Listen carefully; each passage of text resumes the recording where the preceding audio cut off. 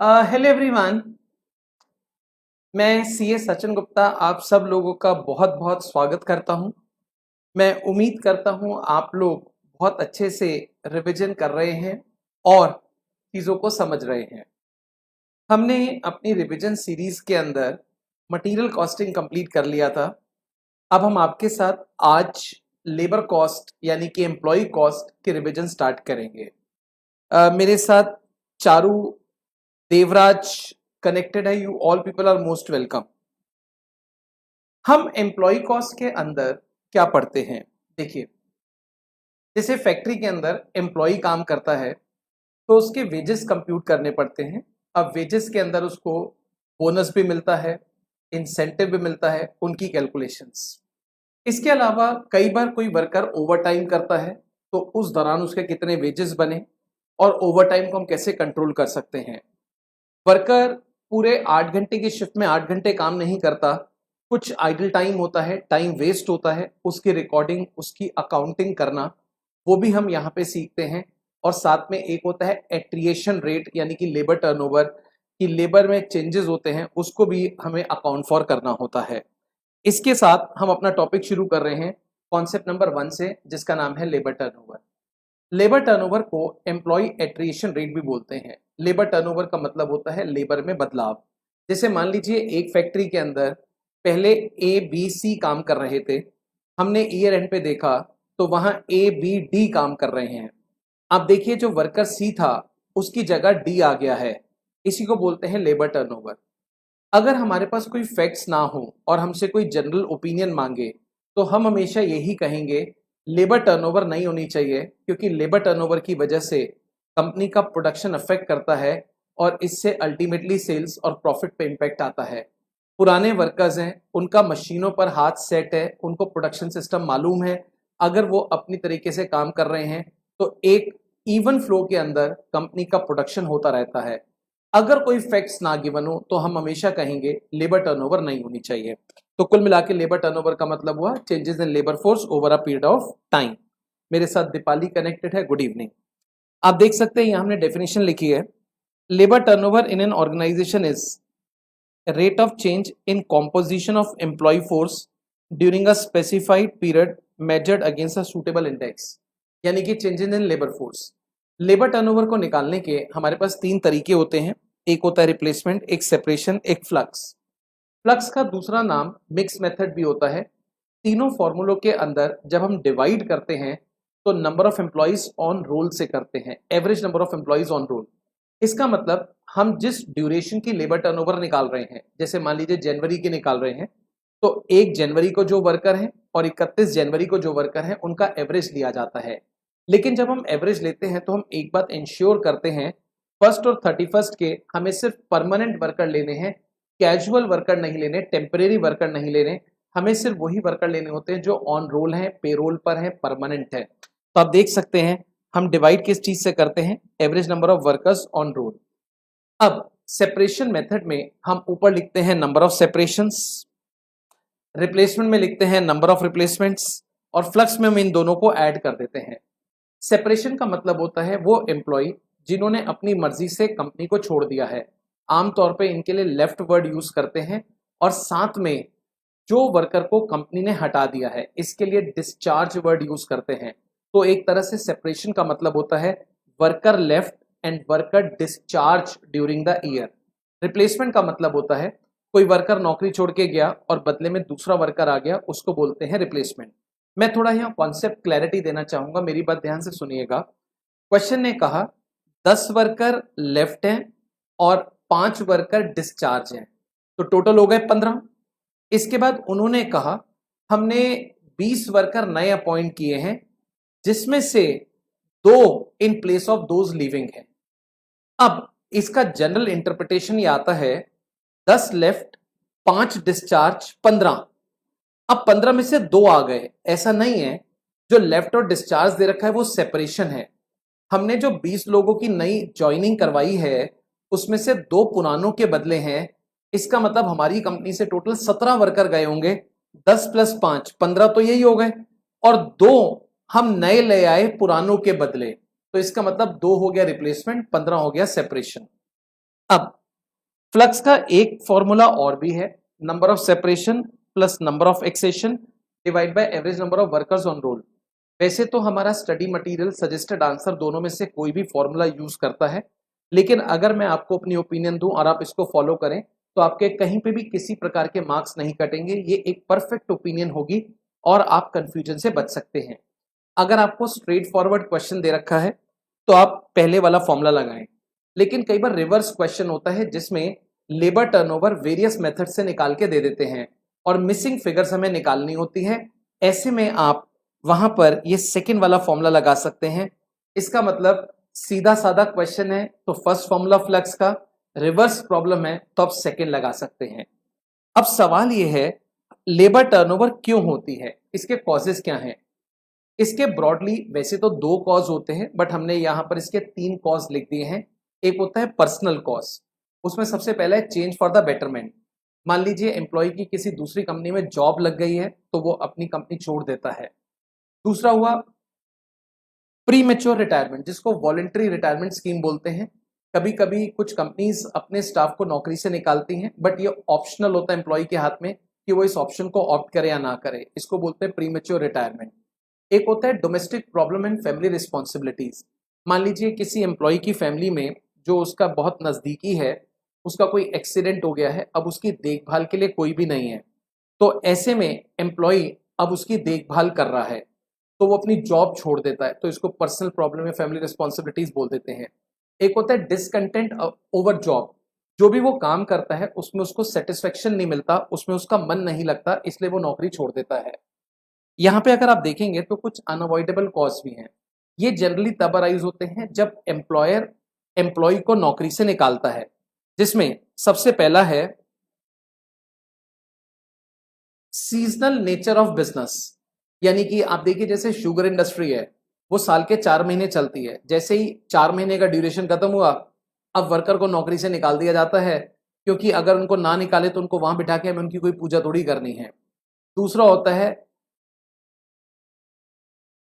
Shortage of raw material या slack market for product. Raw material का shortage है, पीछे से रॉ मटेरियल नहीं आ रहा, अब आने में टाइम लगेगा, तब तक हम वर्कर को नौकरी से निकाल देते हैं। Change in plant location, plant shift हो गया है एक स्टेट से दूसरे स्टेट, अब इसमें से कंपनी कहती है कि हम वहां पे लोकल वर्कर को हायर करेंगे, हम आपको यहां से ले जा नहीं सकते वरना हमें एकोमोडेशन या बाकी और चीजें भी देनी पड़ेंगी। नेक्स्ट होता है डिसेबिलिटी। अब वर्कर डिसेबल हो गया किसी एक्सीडेंट के कारण, now he is not fit to perform a job. Disciplinary measure, worker बदतमीज है या उसने कोई फ्रॉड किया है, इसकी वजह से उसको नौकरी से निकाला जा रहा है। अब आते हैं अवॉइडेबल कॉज। अवॉइडेबल कॉज में सबसे पहला है डिससेटिस्फेक्शन विद जॉब, उसको काम से तसल्ली नहीं है। Next strained relationship with management, जो उसके बॉस है उससे उनकी बनती नहीं है, वहां पर उसको ट्रेनिंग फैसिलिटीज नहीं दी जाती, रिक्रिएशनल मेडिकल फैसिलिटीज अवेलेबल नहीं है और वर्कर के वेजेस बहुत पुअर है। इन कारणों से वर्कर जनरली नौकरी छोड़ देता है। अब अगर आप लेबर टर्नओवर को कम करना चाहते हैं तो इसके साथ दो कॉस्ट एसोसिएट होती हैं, एक होती है प्रिवेंटिव, एक होती है रिप्लेसमेंट। प्रिवेंटिव कॉस्ट का मतलब होता है जब भी वर्कर अपनी मर्जी से नौकरी छोड़ के जाए, उसको रोकने में जो पैसे लगते हैं या आप बोलते हैं वर्कर को सेटिस्फाई करने में जो पैसे लगते हैं, उसको बोलते हैं प्रिवेंटिव कॉस्ट। जैसे सैलरी का इंक्रीज या वेजेस का इंक्रीज करना, उसको ट्रांसपोर्ट फैसिलिटी का देना, मेडिकल फैसिलिटी का देना, फ्यूचर बेनिफिट्स का देना, these are all preventive cost. एक होता है रिप्लेसमेंट कॉस्ट, वर्कर को कंपनी ने हटा दिया है, अब नए वर्कर को लाने में जो कॉस्ट लगेगी इस कॉल प्रिवेंटिव कॉस्ट। जैसे आप समझ सकते हैं, सबसे पहले कंपनी पेपर में एडवर्टीजमेंट देती है, फिर जो वर्कर इंटरव्यू के लिए आते हैं उनको आने जाने का किराया दिया जाता है, जो वर्कर सिलेक्ट हो जाते हैं उनको ट्रेनिंग के लिए बाहर भेजा जाता है। इसके बाद जब वो ट्रेन होकर आते हैं तो फर्स्ट डे से काम परफॉर्म ठीक से नहीं करते हैं, कुछ समय और कुछ मटेरियल दोनों वेस्ट करते हैं। इस तरह से एम्प्लॉयर का जो भी कॉस्ट लग रहा है उसको बोलते हैं रिप्लेसमेंट कॉस्ट। अब लेबर टर्नओवर को अगर आपको कम करना है तो इसका सबसे अच्छा उपाय है एग्जिट इंटरव्यू, यानी कि conduct interview at the time of leaving the job. आप एम्प्लॉय से पूछिए उसको प्रॉब्लम क्या है, और अगर वो जायज प्रॉब्लम है आप उसको दूर कर सकते हैं तो आप वो दूर करके एम्प्लॉय को जाने से रोक सकते हैं। इसके अलावा वर्कर्स पार्टिसिपेशन, कंपनी के अंदर पार्टिसिपेटिव अप्रोच होनी चाहिए। कोई भी डिसीजन हो जिसमें वर्कर का इन्वॉल्वमेंट होना जरूरी है, वहां पे वर्कर को इन्वॉल्व करें, उससे उसकी ओपिनियन पूछें, क्योंकि वो डिसीजन डायरेक्टली उसकी डे टू डे लाइफ को अफेक्ट करता है। इससे वर्कर ज़्यादा बेटर फील करता है। एक होता है मोटिवेशन रिकॉग्निशन। अगर कोई भी वर्कर अच्छा काम कर रहा है तो उसको टाइम टू टाइम मोटिवेट करें, उसको रिकॉग्नाइज करें, उसको इनाम या इंसेंटिव प्रोवाइड कराएं। इसके अलावा कुछ बेसिक चीज़ें हैं जैसे healthy work atmosphere, hygienic working condition, ये सब आप प्रोवाइड करा के लेबर टर्नओवर को रोक सकते हैं। अगर लेबर टर्नओवर होती है तो इसका इम्पैक्ट क्या होता है? एक तो इवन फ्लो ऑफ प्रोडक्शन रुक जाता है। बाजार में जो सामान जा रहा है, अब धीरे धीरे वो सामान जाता है, प्रोडक्ट की डिमांड डामाडोल सी हो जाती है। इसके अलावा जो कंपनी की रिक्रूटमेंट सिलेक्शन ट्रेनिंग कॉस्ट है वो बढ़ने लगती है। कंपनी की मार्केट में गुडविल खराब हो जाती है। इसके अलावा जब नए वर्कर आते हैं तो उसमें मशीनों और मटेरियल के खराब होने के चांसेस ज़्यादा हो जाते हैं। ये लेबर टर्नओवर के कुछ इम्पैक्ट्स हो गए। अब हमारे सामने यहाँ एक प्रैक्टिकल क्वेश्चन दे रखा है, इधर से हम लेबर टर्नओवर को सीखेंगे। Following information relate to personal department of factory for the month of April 16। Personal department का मतलब होता है HR department. Number of worker on 1 April, 1 April को हमारे पास 950 वर्कर्स थे, 30 अप्रैल को 1050 हैं। अब यहाँ पे अगर हम एवरेज निकालें तो 950 प्लस 1050 दोनों को जोड़ के डिवाइड बाय 2 कर दें तो यहाँ पर 1000 आ जाता है नंबर ऑफ वर्कर्स। अब number of worker who quit the factory, जो वर्कर्स फैक्ट्री क्विट कर देते हैं वो कितने हैं? 10। Number of worker who discharge in April, जिन्होंने नौकरी से निकाल दिया गया है वो हैं 30। अगर आप देखें तो ये दोनों सेपरेशन हो गए। Number of workers engage in April, हमने 140 को एंगेज किया है, फ्रेश अपॉइंटमेंट दी है, including 120 on account of expansion की। भाई 140 में से 120 वर्कर तो इसलिए आए हैं क्योंकि बिजनेस एक्सपेंड हो गया। अब 140 में से 120 तो एक्सपेंशन की वजह से आए हैं, बाकी 20 क्यों आए हैं? पुरानों के बदले। अब कुछ बच्चे समझते हैं ये जो 40 वर्कर सेपरेट हुए थे इसमें से हम 20 को ले आए, इनके बदले 20 को ले आए, ऐसा नहीं है।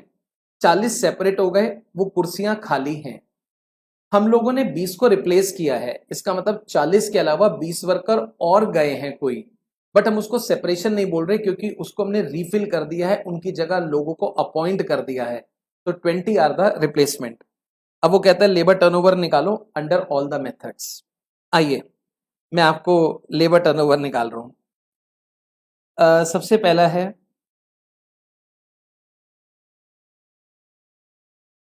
सेपरेशन मेथड,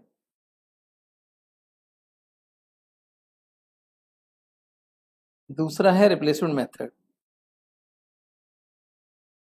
तीसरा है फ्लक मेथड, सेपरेशन। यहाँ पे नंबर ऑफ सेपरेशन कितनी है? नंबर ऑफ सेपरेशन है 40। एवरेज नंबर ऑफ एम्प्लॉयज हैं 1000, तो ये आ गया 4%। रिप्लेसमेंट है 20, average number of workers on role is 1000, ये 2% आ गया। फ्लक्स में 40 प्लस 20 डिवाइड बाय 1000 इंटू 100, ये 6% आ गया। ये लेबर टर्नओवर रेट है। अब मैं आपको यहां पर इक्विवेलेंट एनुअल रेट भी निकालना सिखाता हूं। ये जो इक्विवेलेंट एनुअल रेट है ये एक फालतू का कॉन्सेप्ट है। इसका कहना ये है अगर किसी महीने आपको 4% लेबर टर्नओवर हुई है तो आपको साल के बचे हुए महीनों में भी हर महीने 4% होगी। जबकि ये कोई बैंक का ब्याज थोड़ी है कि एक महीने का इंटरेस्ट अगर 4% है तो साल भर का 48% हो गया। बट ये कॉन्सेप्ट तो यही मानता है इक्विवेलेंट एनुअल रेट के अंदर।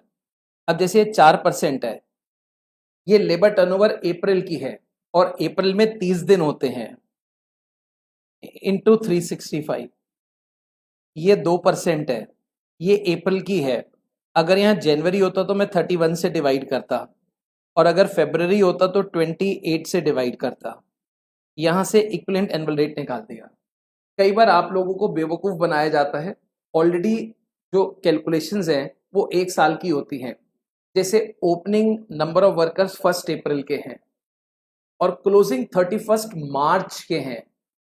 अब उसमें जो लेबर टर्नओवर आया है वही इक्विवेलेंट एनुअल रेट होगा, बट वहां भी बच्चा ऐसे ही कर देता है। तो जो रट के जाते हैं उनका ये हाल होता है, जो समझ के जाते हैं वो अकॉर्डिंगली चीज़ों को करते हैं। तो मेरे को लगता है आप मेरी बात समझ गए होंगे। चारू कुछ लिख रही है, मेरे से कुछ क्वेरी पूछी है दीपाली और चारू ने। मैं इन दोनों के ऊपर ना एक छोटी सी कहानी है वो सुनाना चाहता हूँ, ऑल्दो मैं पढ़ा रहा था, बट 2 मिनट का आपका टाइम लूंगा। चारू जरा ध्यान से सुनना, ये तुम्हारे ऊपर बनाई गई है। एक कुम्हार होता है, वो सुबह सुबह चिकनी मिट्टी से कुछ बना रहा होता है। तभी उसकी पत्नी पीछे से आती है, कुम्हार को पूछती है क्या बना रहे हो। कुम्हार कहता है चीलम बना रहा हूं। चीलम यानी कि हुक्का। तो कुम्हार की पत्नी कहती है सुबह सुबह चीलम बना रहे हो, इससे बढ़िया तो कोई घड़ा मटका सुराही बनाओ, गर्मी का मौसम है, वो बिकेगा, 4 पैसे घर में आएंगे, बच्चों को दाल रोटी मिलेगी, तुम्हारा चीलम कौन खरीदेगा। तो कुम्हार के दिमाग में ये बात सेट होती है और वो उस चिकनी मिट्टी को छोड़कर अब दोबारा से मिट्टी को उठाता है और घड़े का आकार देना शुरू करता है। तभी मिट्टी में से आवाज आती है, हे कुम्हार क्या कर रहा है। तो कुम्हार कहता है घड़ा बना रहा हूं। मिट्टी कहती है अभी तो तू चीलम बना रहा था। कुम्हार कहता है मेरा विचार बदल गया। अब जरा जवाब सुनिएगा, स्पेशली चारू और दीपाली जरूर सुनिएगा। मिट्टी ने कहा कुम्हार तेरा तो विचार बदल गया, मेरी जिंदगी बदल गई। अगर तू चीलम बनाता मैं खुद भी जलती, औरों को भी जलाती। अब तू घड़ा बना रहा है, मैं खुद भी शीतल रहूंगी और औरों को भी ठंडा रखूंगी। इसका मतलब यह है विचार बदलने में इतनी ताकत होती है कि जिंदगियां बदल जाती हैं। मिट्टी ने यही कहा तेरा विचार बदल गया, मेरी तो जिंदगी बदल गई। इसलिए चारू दीपाली विचार बदलो। तुम ये मत बोलो कि मैं तुम्हें इग्नोर कर रहा हूं, बल्कि मैं तो तुमको तुम्हारे घर से आज क्लास के अंदर लेकर आया हूं, तुम ये मान के चलो। तो विचार बदलो, अपने विचार। मैं यहां से आपको कनेक्ट करूंगा क्वेश्चन नंबर 2 के साथ। देखें, मैनेजमेंट ऑफ, थोड़ा स्क्रीन बड़ा कर लेता हूं। Management of Sunshine Limited wants to have an idea of profit lost oblique forgone as a result of labour turnover last year. Company का नाम है सनशाइन लिमिटेड। वो कहते हैं आइडिया लगाना चाहते हैं कि लास्ट टाइम लेबर टर्नओवर हुई थी उसकी वजह से कितना प्रॉफिट लॉस्ट हुआ या फॉरगॉन हुआ।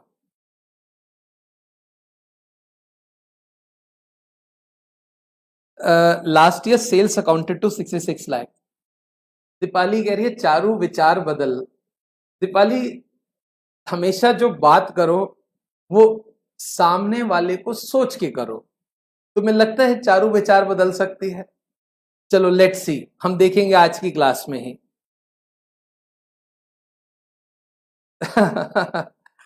सेल्स है 66 लाख, पीवी रेशियो है 20%। The total number of actual hours work by direct force was 3,45,000। 3,45,000 hours काम हुआ है।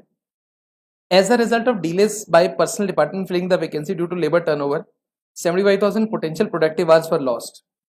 डायरेक्ट वर्कफोर्स ने 3,45,000 आवर्स काम किया है, लेकिन लेबर टर्नओवर में पर्सनल डिपार्टमेंट में वैकेंसीज को फिल करने में डिले कर दिया। इसकी वजह से 75,000 आवर्स और वेस्ट हो गए। The actual direct labor has included 30,000 hours attributable to training new recruit, out of which half were unproductive. जो वर्कर ने 3,45,000 आवर्स काम किया है उसमें 30,000 ट्रेनिंग ऑफ न्यू रिक्रूट है। अब उसमें आधे प्रोडक्टिव हैं और आधे अनप्रोडक्टिव। अनप्रोडक्टिव मतलब उसमें कोई प्रोडक्शन नहीं हुआ है। The cost incurred consequent to labour turnover reveal an analysis the following. और ये कुछ कॉस्ट लगी है। Settlement cost due to leaving. अब इस सेटलमेंट कॉस्ट का मतलब ये नहीं है कि वर्कर जा रहा था हमने सेटलमेंट कर ली। इस सेटलमेंट कॉस्ट का मतलब है वर्कर जा रहा था, वो गया, लेकिन वर्कर कहता है मैं अब आपकी जाके लेबर कोर्ट में कंप्लेंट करूंगा। तो कंपनी ने कहा एक काम कर, तू यहाँ से निकल रहा है, अपना मुंह बंद रख, बाहर जाके कुछ मत बोल, इसके लिए कुछ पैसे ले ले। तो इसको बोलते हैं सेटलमेंट कॉस्ट। रिक्रूटमेंट कॉस्ट, उसकी जगह नए वर्कर को लाने में जो पैसे लगे। सिलेक्शन कॉस्ट, वर्कर को सिलेक्ट करने में जो पैसे लगे, ट्रेनिंग कॉस्ट, वर्कर को ट्रेनिंग दी। Assume that potential production loss due to labour turnover could have been sold at prevailing price. कहता है मान के चलो जो भी हमारा प्रोडक्शन लॉस्ट हुआ है वो बिक सकता है prevailing price. A certain profit lost foregone last year on account of labour turnover. हमें बताना है लास्ट ईयर हमारा कितना प्रॉफिट लॉस्ट या फॉरगॉन हुआ लेबर टर्नओवर की वजह से। तो एक बार आप जरा क्वेश्चन को फटाफट से देख लें, फिर मैं इसको आपको सॉल्व कराऊंगा। चारू तुमको ये बात समझ आ रही है लेबर टर्नओवर वाली?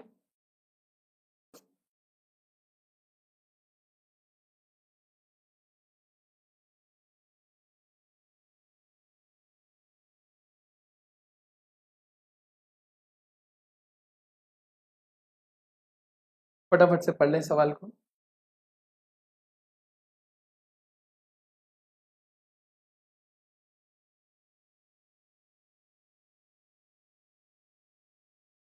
आई मैं थोड़ा इसका आंसर आपके साथ डिस्कस करूंगा। स्क्रीन में थोड़ा सा फ़ॉन्ट साइज में इसका छोटा कर रहा हूँ, देखिएगा। जो लास्ट ईयर्स आवर्स वर्क हुए थे वो कितने हुए थे? 3,45,000। अब 3,45,000 में 30,000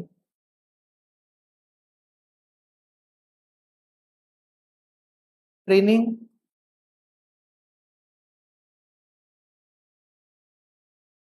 न्यू रिक्रूट के हैं।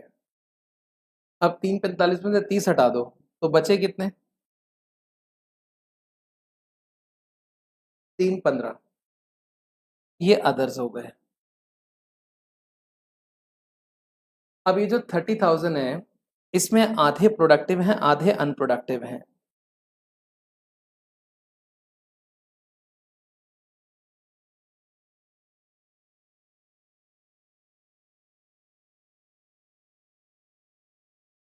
आधे प्रोडक्टिव आधे अनप्रोडक्टिव। अब प्रोडक्टिव कितने हुए? 50%। और अनप्रोडक्टिव कितने हुए? 50%। तो कहने को अगर आप देखेंगे लास्ट ईयर 3,45,000 आवर्स काम हुए थे, लेकिन अगर देखा जाए तो काम के घंटे 3,30,000 थे। मतलब वर्कर हम देख रहे थे काम कर रहे हैं, बट उसमें से कुछ घंटे हमारे वेस्ट हो गए क्योंकि वर्कर की ट्रेनिंग चल रही थी उस दौरान।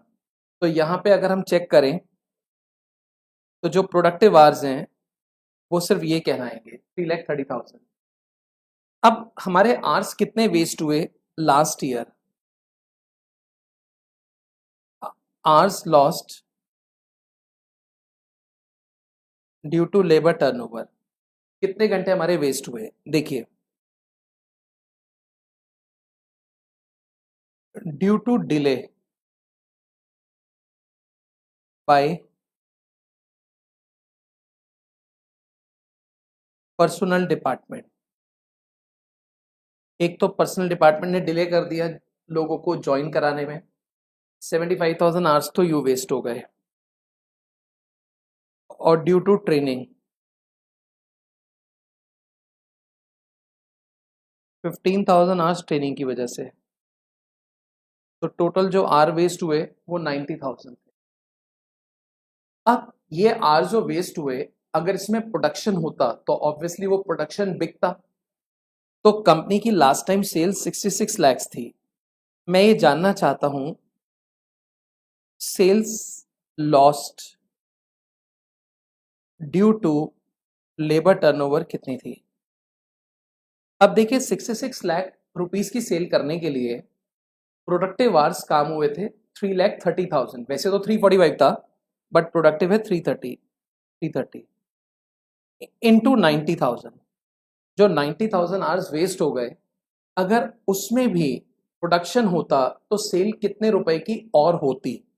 तो इसका मतलब है 18 लाख की और होती। एक बार आप चेक कर लेना, मैंने 18 लैक्स लिखा है, 18 लाख की और होती। अब कंपनी के 18 लाख रुपए की सेल मारी गई। वो कहते हैं हमें एक आइडिया चाहिए हमारा कितना प्रॉफिट का नुकसान हुआ। यानी कि देखिए profit lost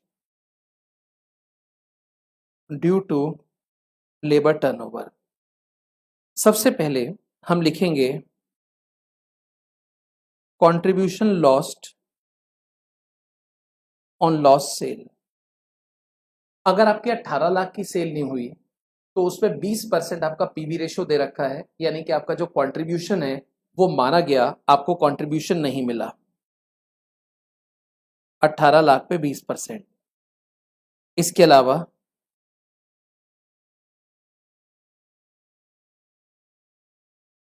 settlement cost 27,420, recruitment cost 18,725, selection cost 12,750, training cost 16,105। Total कर लें इतने रुपए का आपको लॉस हुआ है। ये सारी चीजें इन सब का टोटल कर लें तो ये हमारा प्रॉफिट लॉस आ जाएगा। आई होप ये सवाल आपको समझ आ गया होगा। मैं आपको ना एक छोटी सी स्टोरी सुनाना चाहता हूँ, बल्कि इसको थोड़ा शॉर्ट में ही सुनाऊंगा। एक बार ना एक जंगल में कौवा होता है, तो वो पेड़ पे बैठा होता है। वहां से नीचे कोई एक साधु जो तपस्या करते हैं वो निकल रहा होता है। तो जैसे वो पेड़ के नीचे पहुंचता है, साधु के गाल पर एक पानी की बूंद गिरती है। तो साधु ऊपर देखता है, ऊपर कौवा बैठा होता है। तो साधु समझ जाता है ये उसका आंसू है। साधु कौवे को पूछता है, भैया क्यों परेशान है, क्यों रो रहा है? कौवा कहता है, मैं तो अपनी जिंदगी से परेशान हूं। भगवान ने मेरे को रंग दिया काला, मेरी आवाज कर्कश, लोग अगर मैं किसी के घर पे जाके बैठता हूं तो मेरे को अपशगुन मान के उड़ा देते हैं, और लोगों को याद कब आता हूं? मरने वालों के कामों में, यानी कि श्राद्धों के अंदर लोग मेरे पे भोजन लेकर आ जाते हैं, और बाकी टाइम मैं भोजन की तलाश में मरता रहता हूं। तो मैं इस जीवन से परेशान आ गया हूं। तो साधु कहता है, कोई बात नहीं, तू बोल तेरे को क्या चाहिए, क्या बनना है, मेरे पास शक्ति है। तो कहता है, मेरे को ना आप हंस बनाओ। अरे क्या जिंदगी है हंस की, दिखने में कितना खूबसूरत, एकदम सफेद। तो कौवा साधु कहता है, ठीक है मैं तेरे को बना दूंगा, एक बार तू जाकर जरा हंस से मिला। तो कौवा उड़कर पास में एक तालाब बना होता है वहां जाता है। वहां पानी में हंस बैठा होता है। कौवा कहता है, अरे हंस, मैं मिलने आया हूं, तेरी जिंदगी तो बहुत ही बढ़िया है, क्या तूने सफेद रंग पाया है? हंस कहता है, ये भी कोई रंग है? सफेद तो रंग ही नहीं होता, ये तो शोक का रंग है। मरने के बाद लोग सफेद रंग पसंद करते हैं घर वाले, तो मेरा तो रंग शोक वाला रंग हो गया। लोग यहां पर आते हैं, मैं पानी में होता हूं, फोटो खींचता हूं, अब पता नहीं चलता मेरी खींच रहे हैं पानी की खींच रहे हैं, तो मेरी जिंदगी तो बिल्कुल बेकार है। अब वो दोनों साधु के पास आते हैं। अब साधु कहता है, भाई बताओ, तुम दोनों परेशान हो, तुम्हें क्या बनना है? कह रहा, तोता बना दो, तोता, तोता बहुत बढ़िया होता है, क्या गजब का रंग होता है उसका। तो साधु कहते हैं, एक बार तोते से मिलाओ। तो वहीं एक पेड़ है, वहां काफी सारे तोते रहते हैं। अब दोनों जाते हैं। अब 2-3 चक्कर काटने का तो उन्हें एक तोता नजर आता है। वो कह रहे, तोता यार तू तो बहुत बढ़िया, तेरी जिंदगी, क्या तेरा रंग है हरा, लोग तेरे को पालते हैं, मिट्ठू मिट्ठू करते हैं, मिर्ची देते हैं तेरे को खाने को, तेरे को खाने की कोई टेंशन नहीं। तो तोता कहता है, साला ये भी कोई रंग मेरे को दिया है? हरा रंग मेरा, पत्तों का रंग भी हरा, मैं उसमें छुप जाता हूं, पता नहीं चलता मैं कहां बैठा हूं। अभी तुम भी 3 चक्कर लगा के गए, तुम्हें मैं दिखा ही नहीं। और तुमने कहा लोग तुम्हें मिर्ची देते हैं, कह रहे ये क्या जिंदगी, पिंजरे में लोग मेरे को कैद कर लेते हैं, कम से कम तुम्हें लोग पालते तो नहीं है, तुम आजाद हो, कहीं भी आसमान में उड़ सकते हो, मेरे को तो घरों में कैद कर लिया जाता है। तो मेरे को तो जेल है, जेल, ये क्या जीवन है मेरा। अब तीनों आते हैं वहां पर। साधु कहता भाई क्या हुआ, कहता जी ऐसा है, आप हमें मोर बना दो। तो कह रहे एक बार जाके मिला उससे। तो तीनों जाते हैं मोर के पास, कह रहे वाह तेरा क्या रंग है मोर, तेरे पंख देख, बरसात सावन आती है तू नाचता है, लोग देखते हैं तेरे को, तेरे जो पंख हैं शुद्ध माने जाते हैं, भगवान को लगाए जाते हैं। मोर की आंखों से आंसू टपकते हैं। मोर कहता है 2 मिनट सुनो। अब वहां से आवाज आती है। तो वो कहता है क्या है ये। वो कहता है शिकारी, मेरी तो जिंदगी का नहीं पता, मैं आज हूं कल नहीं हूं, शिकारी है कहीं, मेरे को तो उनसे बच के रहना पड़ता है, क्या मालूम किस समय मेरे को तीर आके लग जाए, तुम कम से कम आकाश में आजाद तोड़ रहे हो। अब उनको बात समझ आती है। वो कहते हैं सबसे बढ़िया जिंदगी कौवे तेरी है, तेरा रंग काला, लोग तेरी तरफ देखते नहीं, तू इधर उधर घूम, किसी को कोई फर्क नहीं पड़ता, तेरे को किसी से लेना नहीं, औरों को तेरे से कोई मतलब नहीं, क्या जिंदगी है तेरी, हमें तो तेरी तरह बनाते। तो मैं आपको बताना चाहता हूं, हम लोगों को हमेशा ऐसा लगता है दूसरे का जीवन हमसे बेहतर है। ऐसा नहीं है। आप मेरी बात मान लें, आपका जीवन सबसे बेहतर है। आप अपनी तुलना दूसरे से करना छोड़ दें और जैसे हैं वैसे खुश रहें और हमेशा संघर्ष करते रहें आगे बढ़ने का। कभी भी तुलना करी तो आप पीछे ही चलते चले जाएंगे। मैं आपको यहाँ से आगे लेके चलूंगा। हमने आपको लेबर टर्नओवर करा दिया है।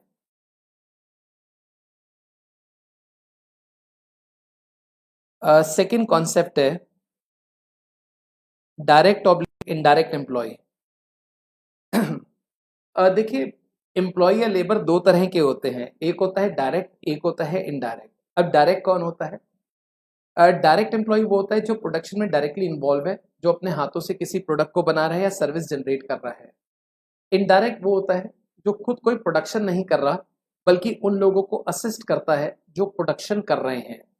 एग्जाम्पल के लिए, एक गारमेंट मैन्युफैक्चरिंग कंपनी में हम गए, परचेज मैनेजर कहते हैं मैं कपड़ा लाके यहाँ रख देता हूँ, he is indirect employ. Helper कह रहे हैं मैं हेल्प कर देता हूँ जो लोग काम कर रहे हैं, इनडायरेक्ट। क्लीनर साफ सफाई करता है, इनडायरेक्ट। वॉचमैन सिक्योरिटी देता है, इनडायरेक्ट। सुपरवाइजर सुपरवाइज करता है, इनडायरेक्ट। मैनेजर फैक्ट्री को मैनेज कंट्रोल करता है, इनडायरेक्ट। अब हमें वहां पे कुछ टेलर्स मिले, वो कहते हैं हम अपने हाथों से किसी प्रोडक्ट को बनाते हैं, जैसे कि शर्ट्स हो गई, जीन्स हो गई, उनको हम डायरेक्ट एम्प्लॉय बोलेंगे। डायरेक्ट एम्प्लॉय को हम जो पेमेंट करते हैं उसको बोलते हैं डायरेक्ट वेजेस। इनडायरेक्ट को जो हम पैसे देते हैं उसको बोलते हैं इनडायरेक्ट वेजेस। डायरेक्ट वेजेस जो होते हैं वो कॉस्ट शीट में प्राइम कॉस्ट का पार्ट होता है, और इनडायरेक्ट वेजेस एक तरह का ओवरहेड कहलाता है।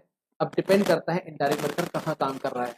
अगर वो फैक्ट्री में काम कर रहा है तो फैक्ट्री ओवरहेड, ऑफिस में काम कर रहा है तो एडमिनिस्ट्रेशन ओवरहेड, और शोरूम में अगर वो काम कर रहा है तो उसको सेलिंग ओवरहेड बोलेंगे।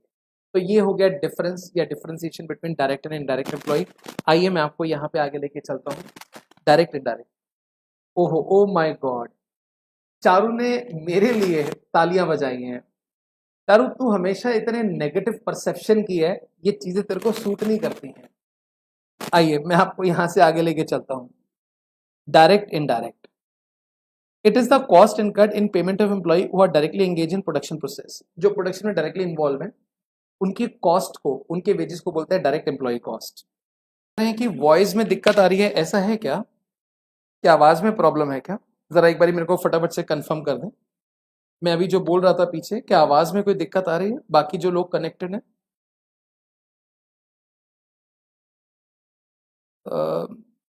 एक दो लोग जरा फटाफट से बता दें।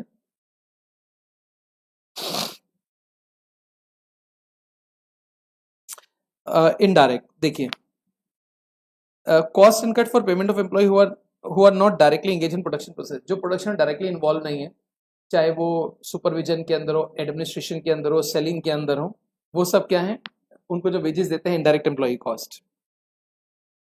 अब सेकेंड है direct employ cost can be easily identified and allocated to cost unit. आप इसको आइडेंटिफाई कर सकते हैं। Indirect employ cost is apportion on suitable basis. मैं इसका एग्जांपल देता हूं, जैसे एक शर्ट बनी है, उसमें डायरेक्ट वेजेस कितने हैं यह बता सकते हैं, लेकिन सुपरवाइजर का शेयर कितना ही नहीं बता सकते, क्योंकि सुपरवाइजर को आप शर्ट के हिसाब से नहीं देते, उसको मंथली सैलरी देते हैं। अब उसने पूरी फैक्ट्री के अंदर सुपरविजन किया है जहां शर्ट्स के अलावा और भी चीजें बन रही थी। अब उस शर्ट के लिए उसका हिस्सा कितना सैलरी का, इट इज डिफिकल्ट, बट हम अपोर्शन करके उसको निकाल लेते हैं। Next, direct employ cost varies with the volume of production and has positive relationship with volume. Direct employ cost production के साथ बढ़ती है, indirect employ cost may not vary with volume of production, और वो बेसिकली प्रोडक्शन के साथ नहीं, time के अकॉर्डिंग कम ज्यादा होती है। आगे लेके चलते हैं। Idle time. आइडल टाइम का मतलब होता है वेस्ट टाइम। आइडल टाइम का मतलब होता है वेस्ट टाइम। अब जैसे एग्जाम्पल के लिए यहाँ पे चारू कुछ कमेंट्स लिख रही है, अब वो कमेंट लिखने में अपना समय बर्बाद कर रही है, that is called idle time. तो आइडल टाइम का मतलब होता है एक ऐसा टाइम जिसमें वर्कर कोई प्रोडक्शन नहीं कर रहा, वर्कर कोई काम नहीं कर रहा, बट फिर भी उसको सैलरी या वेजेस मिलेंगे, उस टाइम के उसको पैसे मिलेंगे, that is called idle time. अब आइडल टाइम दो तरह का होता है, एक होता है नॉर्मल, एक होता है एबनॉर्मल। नॉर्मल आइडल टाइम का मतलब होता है अनअवॉइडेबल, जिसको आप रोक नहीं सकते, बचा नहीं सकते। एबनॉर्मल का मतलब होता है एक अवॉइडेबल टाइम लॉस्ट, और दूसरा वो टाइम लॉस्ट जो एबनॉर्मल रीजन की वजह से होता है। पहले मैं आपको नॉर्मल यानी कि अनअवॉइडेबल के एग्जांपल देता हूं। वर्कर का शिफ्ट टाइम है 9 बजे, वो ठीक 9 बजे फैक्ट्री गेट में एंटर करता है, फिंगर पंच करता है, जो क्लॉक है वो 9 बजे का टाइम दिखाती है, ही इज ऑन टाइम। लेकिन जहां वो बैठता है वो सीट वहां से 2 मिनट के रास्ते पे है। अब वो सीट पे तो 9 बज के 2 मिनट पे पहुंचा, ये जो 2 मिनट है that is normal idle time. अब 8 घंटे के शिफ्ट में लंच पे भी जाता है, चाय के ब्रेक पे भी जाता है, एक दो बार वॉशरूम भी जाता है, इसमें 40 से 45 मिनट बर्बाद होते हैं, that is called normal idle time. इसके अलावा मूवमेंट बिटवीन टू मशीन्स, दो मशीन के बीच में उसकी मूवमेंट रहती है, उसमें जो समय बर्बाद होता है that is also called normal idle time. एक होता है चेंज ओवर, जैसे एक मशीन पे काम कर रहा है, कोई जॉब कर रहा है, अब वो खत्म हो गई, अब दूसरी जॉब करने से पहले मशीन को चेंज करना पड़ेगा, उसके कुछ पार्ट्स चेंज करने पड़ेंगे, उसमें कुछ अटैचमेंट्स लगानी पड़ेगी, इसमें जो समय लग रहा है that is called normal idle time. कई बार मशीन को थोड़ा कूल किया जाता है, कूलिंग पीरियड जिसको बोलते हैं, चलते चलते मशीन गर्म हो गई है, 2-4 मिनट के लिए रोकना पड़ता है, उसमें जो समय बर्बाद हो रहा है that is called normal idle time. Worker को 2-4-10 मिनट के लिए रेसेस, स्मॉल रेसेस चाहिए रेस्ट करने के लिए, that is called normal idle time. Abnormal क्या होता है?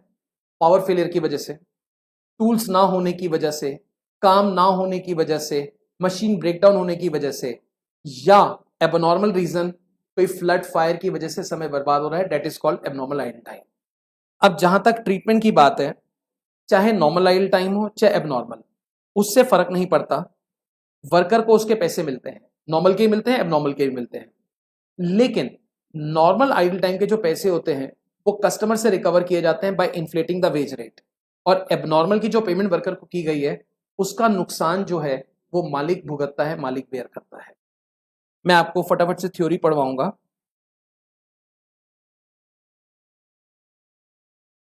मैं आप लोगों से ना एक इन द मीन टाइम एक इंपॉर्टेंट सवाल पूछना चाहता हूं। मैं पढ़ाता रहूंगा, लेकिन आप प्लीज मेरे को इसका आंसर लिख के सभी लोग बता दीजिएगा। कल इवनिंग में मैं 5 to 7 जो आपकी क्लास लेता हूँ उसमें थोड़ा ऑक्यूपाइड हूँ। मैं आप लोग की क्लास कल मॉर्निंग में रखना चाहता हूँ, और जो टाइम मैंने सिलेक्ट किया है इस 12 to 2, 12 से 2। क्या कल मैं आप लोग की क्लास 12 बजे से लेके 2 बजे तक रिवीजन की रख सकता हूँ, ओनली फॉर टुमारो? 12 से 1 कॉस्टिंग, 1 से 2 एफएम। जरा फटाफट से बताइए जिन जिन लोगों को कंफर्टेबल है, और जिनको नहीं है वो भी लिख दें। आइए, normal idle time, the time loss between factory gate and place of work. Interval time, one job and another, यानी कि दो जॉब के बीच का टाइम। सेटिंग अप टाइम, मशीन को सेट करने का। रेस्ट टाइम, लंच के लिए टाइम।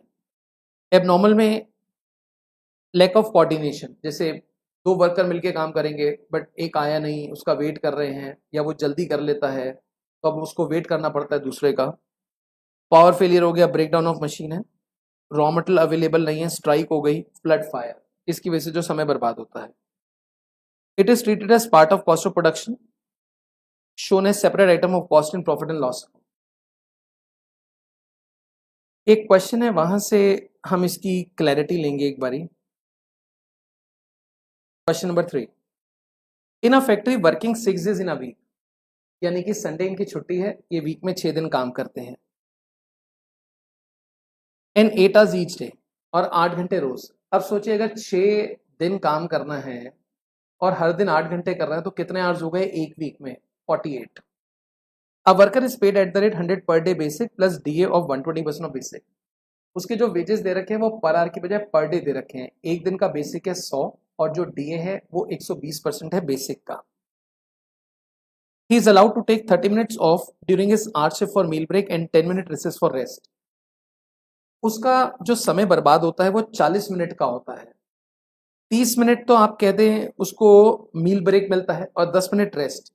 दोनों ही नॉर्मल आइडल टाइम है। एक 8 घंटे की शिफ्ट में इतना टाइम वर्कर को अलाउड होता है। During a week his card showed the time chargeable to, job x में 15 घंटे, वाई में 12 घंटे, जेड में 13 घंटे। The time not book was wasted while waiting for a job in cost accounting state, how would you allocate the wages of the worker for the week. आपको बताना है worker के वीकली वेजेस आप कैसे allocate करेंगे। आइए,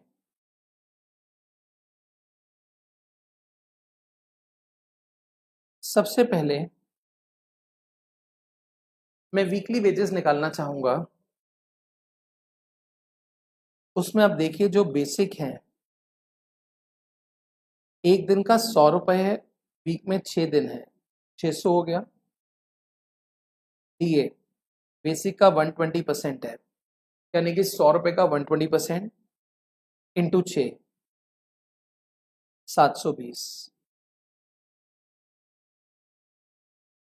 तो total आप देखेंगे वर्कर का वीकली वेज है 1320। अब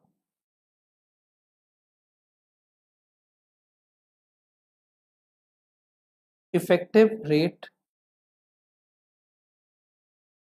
पर आवर, हे अभी कनेक्ट करा है, good evening, hey good evening, यहां पे लिखेंगे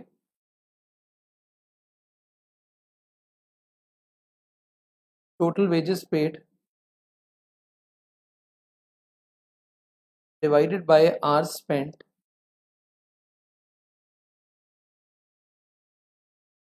minus normal idle time. Total wages paid, हमने वर्कर को जो वेजेस दिए हैं वो 1320 रुपए दिए हैं। उसने कितने आवर्स स्पेंड किए हैं आप सोचिए, 8 घंटे रोज, 6 दिन तक, 48 आवर्स। अब नॉर्मल आइडल टाइम कितना है वो देखते हैं। देखो 30 मिनट का तो लंच ब्रेक है रोज और 10 मिनट की रिसेस है। एक दिन में 40 मिनट हो गए, 40। 6 दिन में 40 × 6, 240 मिनट। 240 मिनट को आवर्स में कन्वर्ट करना हो तो 60 से डिवाइड कर दो, तो ये 4 आवर्स आ जाएगा, -4। तो एक तरह से जो इफेक्टिव रेट हम यहाँ निकाल रहे हैं वो 1320/44। Effective rate is ₹30 per hour, 30 रुपए एक घंटे का आ गया। अब हमें बताना है जो जॉब्स वर्कर ने करी हैं उसमें वेजेस एलोकेशन कैसे होगा, यानी कि allocation of wage cost, job hours wages. उसने करी है job X, job Y, job Z, 15, 12, 13। उसके अलावा नॉर्मल आइडल टाइम 4। अब टोटल 48 आवर्स हैं एक वीक में। इन्होंने बोला time not booked was wasted while waiting for a job.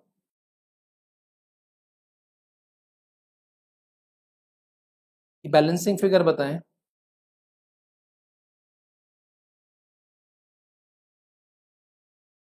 कितना?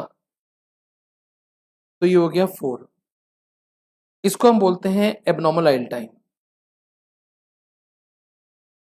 Abnormal idle time.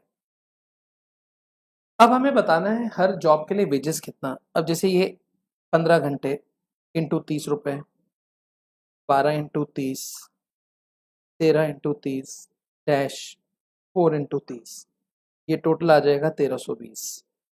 मैं आपको ये बताना चाहता हूँ, जैसे 4 घंटे लंच के ऊपर और रेस्ट के ऊपर गए, अब वर्कर उस समय का तो पैसा लेगा, लेकिन मालिक क्या करता है, उस दौरान के पैसे वो अपने कस्टमर से लेता है। कैसे? अगर आप लॉजिकली देखें तो 1320 रुपये हमने वर्कर को दिए हैं फॉर 48 आवर्स। 1320 48 आवर्स के दिए हैं, तो 1 घंटे का निकालता हूं। 1 घंटे का हो गया 27.5। लेकिन आप एक चीज देखिए, हम जो वर्कर को दे रहे हैं वो 27.5 थोड़ी दे रहे हैं, 30 दे रहे हैं। तो हमने क्या किया, 30 रुपीज कर दिया। अब ये जो 4 घंटे नॉर्मल है, इसका जो पेमेंट है वो सभी जगह लिया जा रहा है, और जो वेटिंग फॉर जॉब है उस दौरान की जो पेमेंट है वो वर्कर को गई और फैक्ट्री मालिक वो अपनी पॉकेट से देगा। ये शुरू वाली 3 तो वो कस्टमर से रिकवर कर लेगा। आई होप आपको बात समझ आ गई होगी। अब मैं आपको यहां से आगे लेके चलूंगा। एक कॉन्सेप्ट होता है ओवरटाइम का। ओवरटाइम का मतलब होता है नॉर्मल वर्किंग के बियॉन्ड काम करना, या आप कह सकते हैं हॉलीडे या संडेज के दिन काम करना। जब भी वर्कर ओवरटाइम करता है तो उसको कुछ एक्स्ट्रा पेमेंट की जाती है, एक्स्ट्रा पैसे दिए जाते हैं। उस एक्स्ट्रा अमाउंट को ओवरटाइम प्रीमियम बोलते हैं, ओवरटाइम प्रीमियम। और एक्स्ट्रा के साथ साथ नॉर्मल तो उसको मिलता ही है। तो जो भी ओवरटाइम में वो अपने घर लेके जाता है उसको बोलते हैं ओटी वेजेस, यानी कि ओवरटाइम वेजेस। अब इस ओवरटाइम वेजेस में 2 हिस्से होते हैं, एक नॉर्मल और एक ओवरटाइम प्रीमियम। एग्जाम्पल के लिए, वर्कर का 1 घंटे का वेज रेट 500 रुपए है। जब भी वो 1 घंटा काम करता है 500 रुपए उसको मिलते हैं। आज फैक्ट्री के मालिक ने बोला 1 घंटा ओवर टाइम कर दें, उसने कर दिया। उसको शाम को जो पेमेंट करी गई वो 700 रुपए करी गई, 500 की बजाय। इसका मतलब उसका जो ओवर टाइम का वेज है वो 700 रुपए है। इसमें नॉर्मल वेज 500 है और जो ओवर टाइम प्रीमियम है वो 200 है। तो आपको नॉर्मल वेज के ऊपर जो भी मिलता है उसको हम बोलते हैं OT premium, over time premium. और नॉर्मल तो नॉर्मल वेज है ही, और दोनों को ऐड कर दें तो वो ओवर टाइम वेज कहलाता है। इस तरह से आप देखेंगे वर्कर को ओवर टाइम में कुछ एक्स्ट्रा पेमेंट मिलती है। एक फैक्ट्रीज एक्ट बना हुआ है। फैक्ट्रीज एक्ट ये कहता है अगर कोई भी वर्कर ओवर टाइम करेगा, अगर कोई भी वर्कर ओवर टाइम करेगा तो उस केस में वीकली अगर 48 आवर्स से ज्यादा है या डेली 9 घंटे से ज्यादा है तो जितना भी एक्सेस है उसको ओवर टाइम बोला जाएगा। उन आवर्स की उसको डबल पेमेंट की जाएगी। दोनों तरह से निकाल के देख लें, जिससे वर्कर को फायदा हो उस प्रकार से वर्कर को पेमेंट दी जाएगी। इसका मतलब weekly more than 48 hours, daily more than 9 hours is treated as overtime. For this double payment is made to worker whichever is beneficial to worker. तो फैक्ट्रीज एक्ट में लिखा हुआ है। हमने इस डेफिनेशन को डिटेल में एनालाइज किया। जो कंपनी के परमानेंट वर्कर होते हैं उनको डेली बेस सॉरी उनको वीकली बेस बेनिफिशियल रहता है, और जो कैजुअल वर्कर होते हैं उनको डेली बेस बेनिफिशियल रहता है। ओवर टाइम कंपनी को चेक करना चाहिए। अगर वो रेगुलरली हो रहा है then it is not a good sign. इसका मतलब है वर्कर नॉर्मल टाइम में कोई प्रोडक्शन नहीं करते, वो ओवर टाइम का वेट करते हैं, उस दौरान वो प्रोडक्शन करके अपनी अर्निंग्स बढ़ाना चाहते हैं। लेकिन अगर ओवर टाइम कभी कभार हो रहा है then it is treated as a healthy sign. इसका मतलब कंपनी की कैपेसिटी पूरी यूज होती है, तभी कभी कभी ओवर टाइम वहां पे किया जा रहा है। आइए मैं आपको यहां से आगे लेके चलता हूं। Work done beyond normal working hours is known as overtime work. Normal के बियॉन्ड जो काम होता है, ओवरटाइम प्रीमियम। एज पर factories act 1948, where a worker works in a factory for more than 9 hours in any day or for more than 48 hours in a week, he shall, in respect of overtime work, be entitled to wages at the rate twice his ordinary wage rate। यानी कि double हो गया, twice यानी कि double हो गया। Whichever is beneficial to worker, जिस भी तरह से वर्कर को बेनिफिट पहुंचे उसके अकॉर्डिंग वर्कर को पे किया जाता है।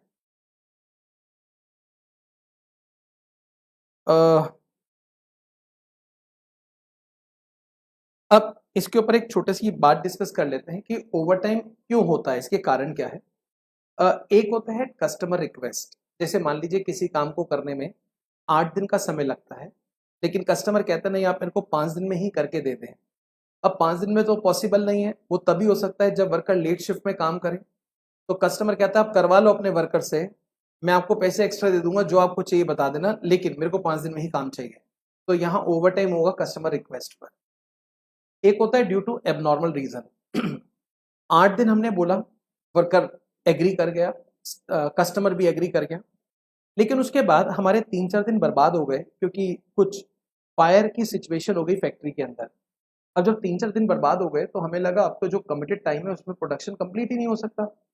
तो उस केस में हमारा नाम खराब ना हो, इसीलिए हमने ओवर टाइम कराया है, जिससे कि जो एक बार पहले का कमिटमेंट था उस टाइम तक हम डिलीवरी दे सके। हमने कहा 4 दिन खराब हो गए, अब बचे हुए 4 दिन में आप दिन रात काम करें, जिससे कि हमारा जो ऑर्डर है वो टाइमली एग्जीक्यूट हो जाए। इसको हम बोलते हैं ओवर टाइम एबनॉर्मल रीजन की वजह से किया गया है। एक होता है सीजनल रीजन, जैसे दिवाली है, क्रिसमस है, न्यू ईयर है, होली है। यहाँ पर रिस्पेक्टिव इंडस्ट्रीज ओवर टाइम करती हैं क्योंकि कुछ कुछ प्रोडक्ट्स ऐसे हैं जिनकी डिमांड इस सीजन में बहुत ज़्यादा होती है, तो उसको मीट करने के लिए ओवर टाइम किया जाता है।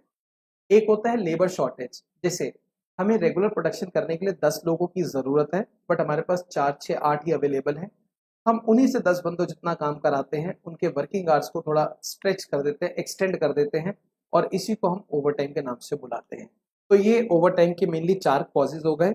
एक एट कस्टमर रिक्वेस्ट, एक एबनॉर्मल रीजन, एक सीजनल रीजन, और एक लेबर शॉर्टेज।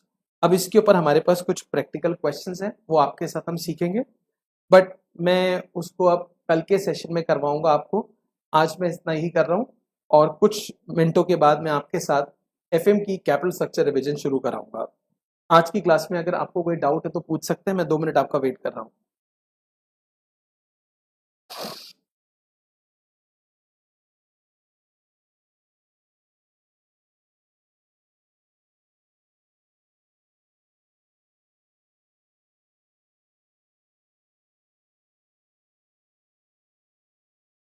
आई होप सारी चीज़ें क्लियर हैं। तो आज के लिए इतना ही। Thank you very much, take care. Hello everyone, मैं सीए सचिन गुप्ता आप लोगों का बहुत बहुत स्वागत करता हूं। मैं उम्मीद करता हूं आप लोग बहुत अच्छे से हैं और अच्छी प्रिपरेशन कर रहे हैं। हम लोग आपको एम्प्लॉय कॉस्ट रिवाइज करा रहे थे, जिसमें एक सेशन हमने आपके साथ कर लिया। अब हम यहाँ से आगे चलेंगे और ओवर टाइम के ऊपर कुछ प्रैक्टिकल प्रैक्टिस करते हुए आने वाले कुछ कॉन्सेप्ट पर हम आगे बढ़ेंगे। कल की क्लास में मैं आपको ओवर टाइम बता रहा था। अगर कोई भी वर्कर नॉर्मल वर्किंग आवर्स के बियॉन्ड काम करता है तो उसको ओवर टाइम बोलते हैं। ओवर टाइम में वर्कर को कुछ एक्स्ट्रा पेमेंट दी जाती है, उसको ओवर टाइम प्रीमियम बोलते हैं। जो भी ओवर टाइम की टोटल पेमेंट होती है उसको over time payment, over time wages बोलते हैं, जिसमें 2 चीज़ें इंक्लूड होती हैं, एक नॉर्मल वेज और एक ओटी प्रीमियम। वैसे कंपनीज अपने हिसाब से ओवर टाइम प्रीमियम दे सकती हैं, लेकिन जिस फैक्ट्रीज के ऊपर फैक्ट्रीज एक्ट लगता है उनके ऊपर कंपल्शन होता है कि उनको फैक्ट्रीज एक्ट को फॉलो करना है। और फैक्ट्रीज एक्ट में लिखा हुआ है, अगर कोई भी वर्कर डेली 9 घंटे से ज़्यादा काम करता है या एक वीक में 6 दिन 48 आवर से ज़्यादा काम करता है, तो इस एक्सेस को ओवर टाइम बोलेंगे। इसकी डबल पेमेंट दी जाएगी, जिससे वर्कर को बेनिफिट मिले। आइए इस सीरीज में मैं आपको आगे लेके चलूंगा और हम कुछ क्वेश्चन प्रैक्टिस करेंगे। मेरे साथ देवराज कनेक्टेड है। Welcome Devraj, welcome Deepali, Charu, you all are most welcome. आइए, मैं यहाँ से एक क्वेश्चन देख रहा हूँ। ये हमने क्वेश्चन नंबर 4 आपके लिए निकाला है। Calculate earnings of A and B from the following particulars for the month and allocate labour cost of each job X Y Z. देखिए, अर्निंग्स 3 तरह की होती है। एक होती है ग्रॉस, एक होती है नेट। पहले हम इन दो को आपस में डिस्कस कर लेते हैं। एक होता है ग्रॉस और एक होता है नेट। ग्रॉस अर्निंग के अंदर हम लोग क्या करते हैं, जो भी वर्कर को कंपनी की तरफ से पेमेंट्स मिल रही है, एक तो वो ले लेते हैं, जैसे बेसिक वेज हो गया, बोनस है, कमीशन है, ओवर टाइम है। इसके साथ साथ कंपनी वाले एम्प्लॉय के कुछ खातों में पैसा जमा कराते हैं, जो कंपनी के लिए स्टैट्यूटरी ऑब्लिगेशन होती हैं। जैसे कंपनी वाले एम्प्लॉय के पीएफ में जमा करा देते हैं, एम्प्लॉय के ईएसआई में कुछ पैसे डालते हैं। इन सबको मिलाकर जो बनता है उसको बोलते हैं ग्रॉस अर्निंग्स। अगर हम नेट अर्निंग्स की बात करें तो नेट अर्निंग्स के लिए क्या करते हैं, जो भी ग्रॉस अर्निंग्स है उसमें से सबसे पहले उस अमाउंट को हटा देते हैं जो कंपनी ने एम्प्लॉय को नहीं दिया। एम्प्लॉय अपने घर लेके नहीं गया, एक तरह से कंपनी ने स्टैट्यूटरी ऑब्लिगेशन के चलते उसको वेरियस स्कीम्स में डाल दिया है, तो एक तरह से ग्रॉस में से पीएफ ईएसआई का अमाउंट हटा देते हैं। साथ में कई बार एम्प्लॉय भी कुछ कंट्रीब्यूट करता है इन स्कीम्स के अंदर, तो वो हिस्सा भी हटा दें तो नेट अर्निंग्स आ जाती हैं। एक होता है नॉर्मल अर्निंग्स। आप ग्रॉस अर्निंग में से ओवर टाइम हटा दें तो जो बचता है वो नॉर्मल कहलाता है। मैं आपको एक बात बताना चाहता हूँ, एक टर्म होती है लेबर कॉस्ट। जो लेबर कॉस्ट टर्म होती है वो कंपनी के पॉइंट ऑफ व्यू से होती है, जो अर्निंग होता है वो एम्प्लॉय के पॉइंट ऑफ व्यू से होता है। लेबर कॉस्ट का मतलब होता है एम्प्लॉय को हायर करने में कंपनी को क्या कॉस्ट आ रही है। तो मैं आपको बताना चाहता हूँ, जो लेबर कॉस्ट होती है वो हमेशा ग्रॉस अर्निंग के बराबर होती है। इस क्वेश्चन में हमें अर्निंग्स पूछा है बट ये नहीं कहा कौन सी। मैं आपको प्रैक्टिस के लिए तीनों अर्निंग्स निकलवा दूंगा और साथ में लेबर कॉस्ट का एलोकेशन करना है, यानी कि ग्रॉस अर्निंग्स का एलोकेशन करना है। हम कैसे करेंगे, आप मेरे साथ कनेक्ट कीजिएगा अब से। देखिए, हमें बेसिक वेज दे रखा है। ये जो बेसिक वेज है ये एक महीने का है, 100 रुपये और 160 रुपये। जो डीए है वो बेसिक का 50% है।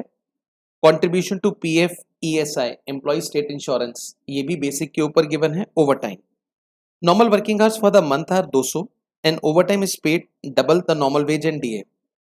एक महीने में जो नॉर्मल वर्किंग आवर्स हैं वो 200 हैं और ओवर टाइम की पेमेंट कैसे करनी है वो यहाँ दे रखा है। Employer contribution to state insurance and provident fund are at equal rate with employees contribution, यानी कि दोनों लोग पीएफ ईएसआई में डाल रहे हैं। एम्प्लॉय उतना डालता है जितना एम्प्लॉयर कंट्रीब्यूट करता है। The two workers are employed on job XYZ in following proportion, और ये दो वर्कर्स तीन जॉब कर रहे हैं, job X, job Y, job Z. अब जैसे वर्कर ए है, उसने अपना जितने भी समय लगाया उसका 40% हिस्सा जॉब एक्स में लगाया, 30% मेहनत जॉब वाई में करी और 30% जॉब जेड में करी। ऐसे ही वर्कर बी के बारे में दे रखा है। एक स्पेसिफिक इंस्ट्रक्शन है, जो भी ओवर टाइम किया गया है वर्कर ए के द्वारा वो जॉब वाई पर हुआ है, मतलब वो ओवर टाइम जॉब वाई पे हुआ है, तो ओवर टाइम का जो भी ऑब्लिगेशन है, जो भी पेमेंट है, वो सीधा एलोकेट जॉब वाई पर हो जाएगा। आई होप आपने क्वेश्चन समझ लिया होगा। अब मैं आपको अर्निंग्स निकालना सिखाता हूँ, आप कनेक्ट कीजिएगा मेरे साथ यहाँ पर।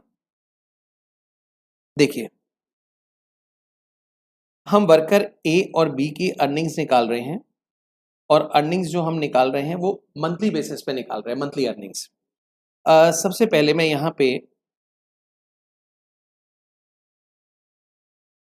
बेसिक वेज ले लूंगा जो कि 100 और 160 है, ये ऑलरेडी एक महीने का है। फिर मैं डीए ले लूंगा 50 और 80, और अब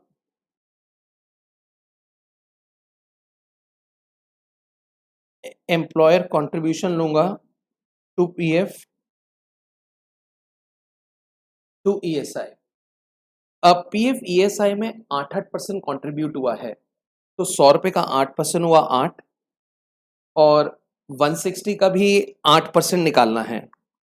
अगर मैं 160 का 8% निकालता हूं तो इट कम्स 12.8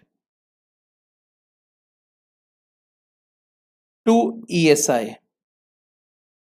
ईएसआई में 2% कंट्रीब्यूट हुआ है, 2 और 3.2।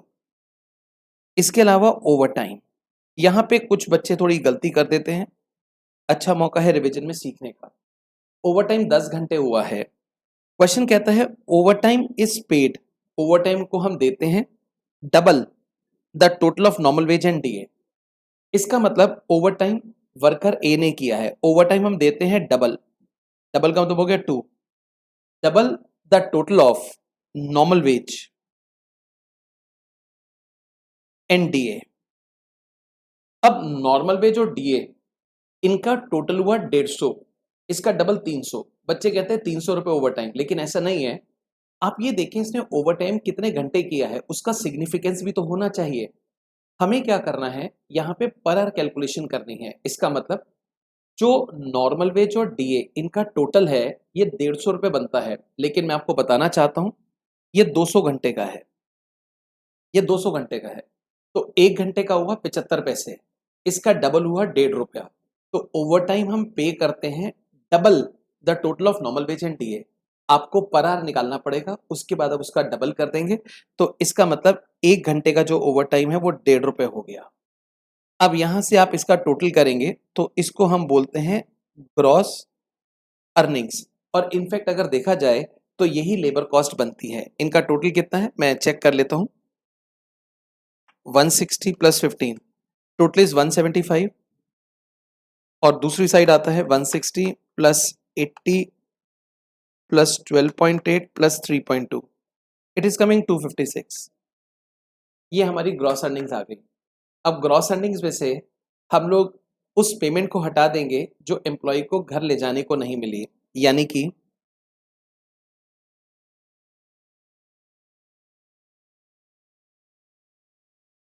Employer contribution. अब इस एम्प्लॉयर कंट्रीब्यूशन में मैं दोनों चीजें एक साथ ही माइनस कर रहा हूं, पीएफ ईएसआई। आप देखेंगे वो 10 रुपया बनता है और यहाँ पर 16 रुपए। तो ये मैंने 10 हटा दिया और यहाँ से 16 हटा दिया। आपको बताना चाहता हूं सेम एम्प्लॉय भी कंट्रीब्यूट कर रहा है।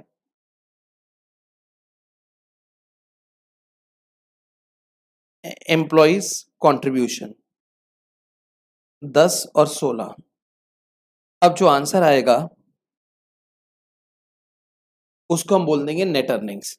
अगर नेट अर्निंग्स निकालना हो तो 175 में से 20 माइनस कर दें, ये आ गया 155, और 256 में से 32 हटा दें, ये आ गया 224। So this is called the net earnings. ये हमारी नेट अर्निंग्स आ गई हैं। अगर मेरे को सपोज करें क्वेश्चन ये बोले कि आप नॉर्मल अर्निंग्स निकाल के दिखाइए, तो जो ग्रॉस अर्निंग्स हैं उसमें से ओवर टाइम हटा दें। अब ग्रॉस अर्निंग 175 रुपए था, उसमें से अगर 15 माइनस कर देंगे तो 160 हो जाएगा, और यहाँ पर ग्रॉस अर्निंग है 256। इसमें किसी भी प्रकार का ओवर टाइम नहीं है, तो एक तरह से यहाँ ग्रॉस और नॉर्मल एक ही बात हो गई। ये हमने अर्निंग्स निकाल दी हैं। अब क्वेश्चन हमें कहता है आप एक काम कीजिए, आप इस जगह एलोकेट करें लेबर कॉस्ट को। तो वो कैसे करेंगे देखिए।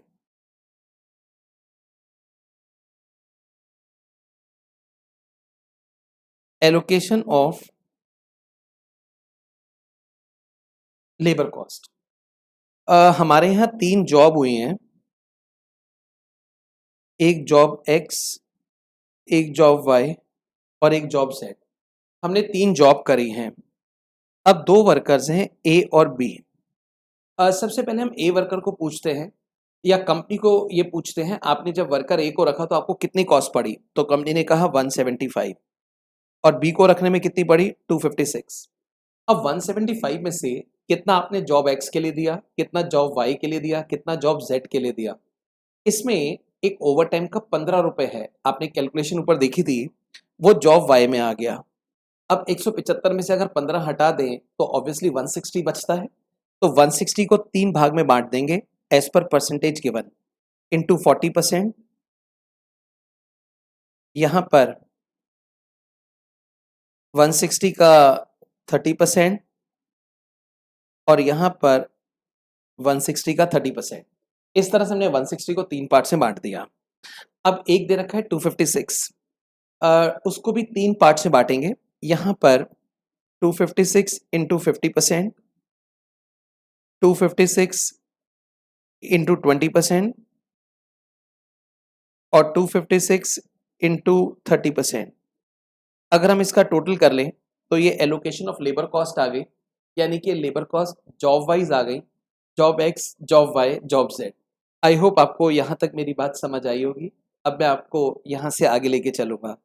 आगे ले जाने से पहले मैं एक छोटी सी स्टोरी है वो आपको सुनाना चाहता हूँ। देखिए, एक बार एक किसान होता है, वो अपने साथ मतलब अपने गांव से किसी परिचित के घर एक दूसरे गांव जा रहा होता है। अब क्योंकि किसी दूसरे के घर जा रहा है तो कुछ सामान वगैरह लेके जा रहा है, तो सामान उसके पास थोड़ा ज्यादा है। तो वो क्या करता है, अपने साथ 4 गधे उनको भी ले लेता है और उनकी पीठ पर वो सामान रख देता है। एक तरह से गधे जो होते हैं वो वजन ढो लेते हैं तो वो सामान उनकी पीठ पे रख देता है। अब चारों गधों को वो अपने साथ लेके जा रहा है एक दूसरे गांव।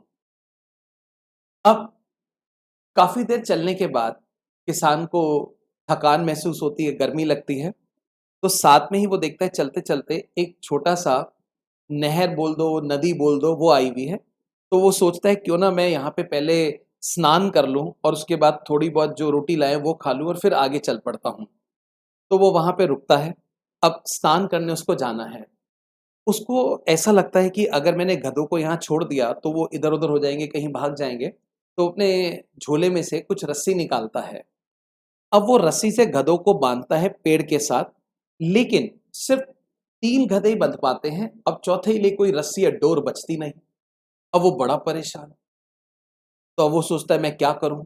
तभी देखता है कि नदी के पास एक साधु बैठा हुआ है, तपस्या कर रहा है। वो उसके पास जाता है, कह रहा है महाराज जी आप तो परम ज्ञानी हो, थोड़ा मेरे को रास्ता दिखाओ। मेरा एक गधा है जिसको मैं बांध नहीं पा रहा और मेरे को स्नान करना है। अगर नहीं बांधा तो वो इधर-उधर हो जाएगा। आप थोड़ी-सी मेरी मदद करो। तो सन्यासी कहते तो बड़ी साधारण सी बात है, तुम्हारे पास रस्सी नहीं है ना, तो एक काम करो, तुम झूठ-मूठ उस गधे को पेड़ के पास ले जाओ और ऐसे उसके पैर के पास अपने हाथ को घुमाओ और वो समझेगा तुम रस्सी बांध रहे हो और वो बिल्कुल भी नहीं हिलेगा, वहीं खड़ा रहेगा। कह रहा है महाराज जी आप क्या बात कर रहे हो? कह रहे तू करके तो देख। तो वो जाता है, गधे को पेड़ के पास लेकर आता है और नीचे बैठ के उसके पेड़ और पैर में ऐसे-ऐसे करने लगता है और फिर गाँठ मारने के लिए भी हाथ को घुमा देता है। अब वो थोड़ा चिंता में तो रहता है बट स्नान करने चला जाता है। जब वो बाहर आता है तो देख के हैरान हो जाता है। चारों गधे अपनी जगह खड़े हुए हैं, कहीं भी कोई इधर से उधर नहीं हुआ।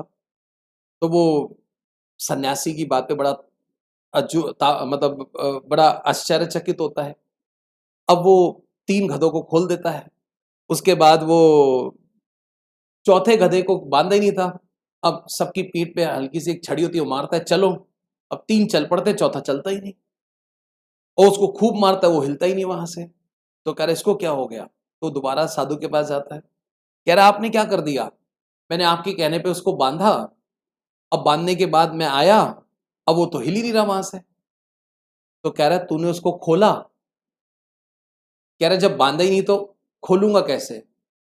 कह रहा है वो तो तेरे को पता है, उसको थोड़ी पता है। वो तो गधा है, वो तो गधा है उसको थोड़ी पता है। तो एक काम कर जाके उल्टा हाथ घुमा इस बार और देख फिर वो चलेगा। तो वो जाता है वहाँ पर, गाँठ खोलने का हाथ-वाथ को घुमाता है, फिर उल्टा हाथ घुमाता है पेड़ के साथ, जिससे कि रस्सी खुल रही है, फिर उसको हल्के से छड़ी मारता है, वो चल पड़ता है। तो मैं आपको बताना चाहता हूँ, वो तो ख़ैर गधा था।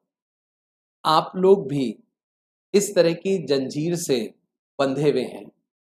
मतलब कुछ आपके ऊपर भी अदृश्य जंजीरें हैं, जो आपको आगे बढ़ने से रोकती हैं। जो ये कहती है नहीं तेरे से नहीं हो सकता, नहीं तू नहीं कर सकता, जो आपके मन में सुबह से लेके शाम तक कुछ गलत विचार पैदा करती हैं और जब भी आप पढ़ने बैठते हैं तो कहीं न कहीं आपका मन ये कहता है अभी कब शुरू करेगा, इतना सिलेबस है, कैसे हो पाएगा, नहीं हुआ तो क्या होगा, बैकअप ऑप्शन क्या है। वो जंजीरें जो हैं वो अविश्वास की आपको नज़र नहीं आ रही लेकिन आपके चारों तरफ बंधी हुई हैं। मैं आपको बताना चाहता हूँ उस गधे की जंजीर तो उस किसान ने खोल दी। आपकी जंजीर को खोलने कोई नहीं आएगा, आपको खुद ही उस अंधविश्वास को तोड़ना होगा और हमेशा एक पॉजिटिव सोच के साथ आगे बढ़ना होगा और आप ज़रूर कहें, नहीं मैं कर सकता हूँ, नहीं मैं कर सकती हूँ और आप देखिएगा इस पॉजिटिव एटीट्यूड के साथ आगे बढ़ेंगे, तो आप ज़रूर जो आपने लक्ष्य चुना है, आप वहाँ तक ज़रूर पहुँच पाएँगे। मैं आपको यहाँ से आगे लेके चलूँगा। मैं अब नेक्स्ट क्वेश्चन कनेक्ट कर रहा हूँ, क्वेश्चन नंबर 5 जिसमें हम ओवरटाइम प्रीमियम उसका जो ट्रीटमेंट है, वो आपके साथ डिस्कस करने वाले हैं। क्वेश्चन नंबर 5 देखिए, in a factory basic wage rate is 100 per hour and overtime rate are as follows. Basic wage है 100 रुपये, यानी कि नॉर्मल जो आप काम करेंगे तो आपको 100 रुपये मिलेगा, लेकिन अगर आप बिफोर एंड आफ्टर करें यानी कि सुबह जल्दी आके शाम को देर से आके तो आपको 175% ऑफ बेसिक रेट मिलेगा। उस समय आपका घंटे का रेट होगा 175 रुपए। अगर आप इस टाइम कोई बच्चे अहमदाबाद से भी कनेक्टेड हैं क्या? मेरे को थोड़ी उनकी याद आ जाती है जब मैं इस तरह से बोलता हूँ घंटे का रेट 175 रुपए। संडे एंड हॉलीडे अगर आप छुट्टी के दिन काम करते हैं तो 225% ऑफ बेसिक रेट, आपको 100 का 225% मिलेगा, यानी कि 225 रुपीज मिलेंगे। During the year the following hours were work, 1,25,000 घंटे फैक्ट्री में काम हुआ है, उसमें ओवर टाइम भी है, नॉर्मल भी है, इस तरह से। अब एक पर्टिकुलर जॉब की डिटेल हमें दे रखी है, जॉब जेड की, उसमें नॉर्मल आवर्स काम हुआ है 1,000 घंटे, over time before and after हुआ है 100, संडेज एंड हॉलीडे हुआ है 25, टोटल कितना हो गया? 1125। मैं 1 मिनट के लिए रुकूंगा। चारू, मैं स्क्रीन थोड़ा साफ करूं, कोई मेरे को धुंधला तो नहीं दिख रहा? मतलब तू मेरी बात से कन्विंस है, सेटिस्फाइड है? ओ माय गॉड, कहीं आज बाहर बारिश का मौसम तो नहीं है? मतलब कुछ बच्चों का तो माइंडसेट ऐसा है ना कि नहीं, हमें तो अगेंस्ट ही रहना है। तो तेरे अंदर पॉजिटिविटी देखकर आज तो मतलब मैं इतना मोटिवेट हो गया, मैं आज क्लास हो सकता है लंबी भी ले लूं। आइए, तो यहां पर ओवर टाइम हुआ है 1,25,000 और एक पर्टिकुलर जॉब जेड पर 1125 घंटे काम हुआ है। हमें यहां पर बताना है labour cost chargeable to job Z. Actually इसमें करना क्या है वो मैं आपको थोड़ा रुक के बताऊंगा, पहले मैं कुछ बेसिक कैलकुलेशंस आपके साथ करना चाहता हूं। आप मेरे साथ कनेक्टेड रहिए। जब ये क्वेश्चन थोड़ा कंप्लीशन स्टेजेस पे होगा तो आपको ज्यादा बेहतर समझ आएगा। सबसे पहले मैं यहाँ पे निकालूंगा कंप्यूटेशन ऑफ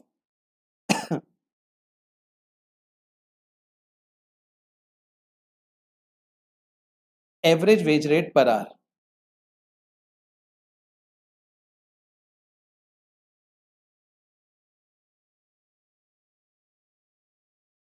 हम एवरेज वेज रेट निकाल रहे हैं।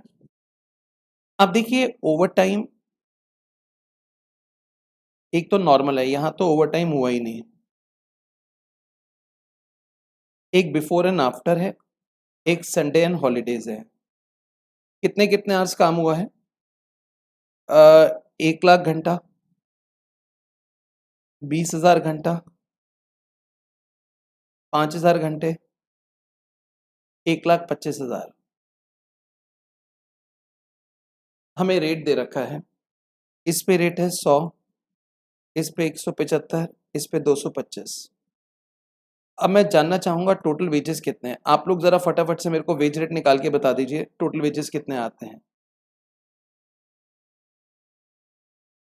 1,00,000 इंटू 100, 20,000 इंटू 175,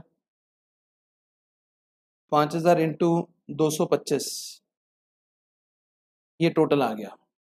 इस टोटल को अगर हम 1,25,000 से डिवाइड करेंगे तो हमारा एवरेज वेज रेट निकल आएगा। जरा चेक करते हैं कितना आता है।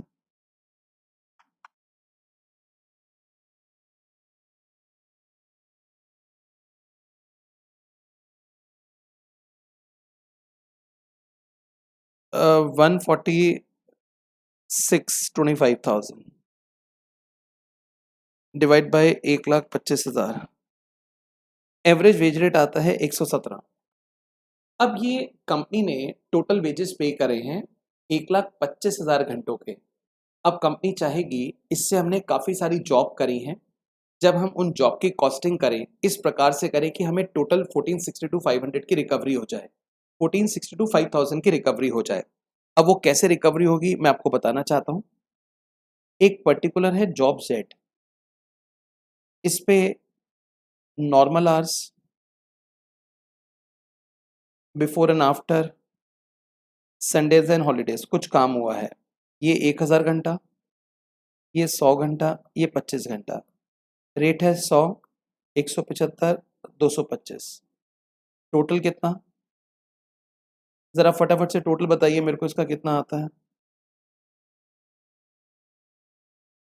अब मैं जानना चाहता हूं इसके अंदर प्रीमियम का अमाउंट कितना है, ओटी प्रीमियम। जो जॉब जेड है उस पे ओटी प्रीमियम यहां तो कुछ भी नहीं है। अब यहाँ 175 रुपए है, तो 100 रुपए तो बेसिक नॉर्मल है ही, एक्स्ट्रा कितना है? 75, और यहां पर 125। अब ये टोटल चेक करते हैं कितना हुआ है। आइए,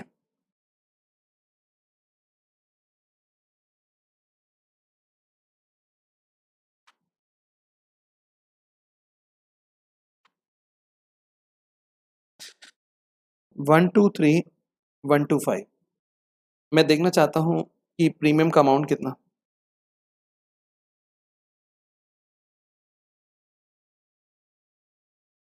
10,625। अगर मैं टोटल में से प्रीमियम हटा दूं तो मेरे नॉर्मल वेज आ जाएंगे। नॉर्मल वेज कितना हे कनेक्टेड है यार। हे मेरे को तुमसे दो बातें पूछनी है। एक तो ये कि तुम्हारा नाम क्या है, और दूसरा तुम आते जरूर हो और फटाफट से 5-10 मिनट भाग जाते हो, इसका क्या वजह है? ये दोनों बातें तुम मेरे को बताओ। तो हमारा नॉर्मल वेज हो गया और साथ में ओवर टाइम प्रीमियम। अब देखिए यहाँ पे हमें करना क्या है। सबसे पहली बात, फर्स्ट पॉइंट, जो हमने जॉब जेड करी है उसको हमने टोटल 1125 घंटे में किया है और उसको करने के लिए वर्कर को इतने रुपए दिए हैं। अब सवाल ये है, हम कस्टमर से कितने रुपए रिकवर करेंगे on account of wages, on account of wages.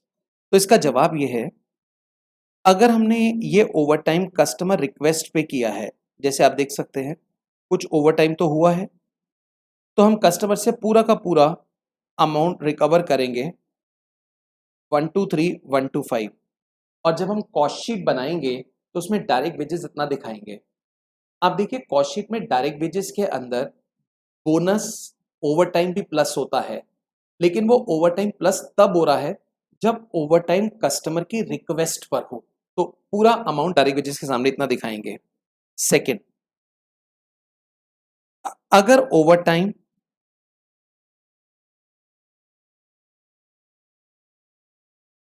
हम एबनॉर्मल रीजन की वजह से करते हैं, जैसे कुछ हमारा टाइम लॉस्ट हो गया फ्लड फायर की वजह से, तो ऐसे में जो भी ओवर टाइम पे हमने एक्स्ट्रा पेमेंट करी है वो हम कस्टमर से रिकवर नहीं कर सकते, उसको हम कॉस्ट पिन अकाउंट में डेबिट करते हैं और वो कंपनी बेयर करती है।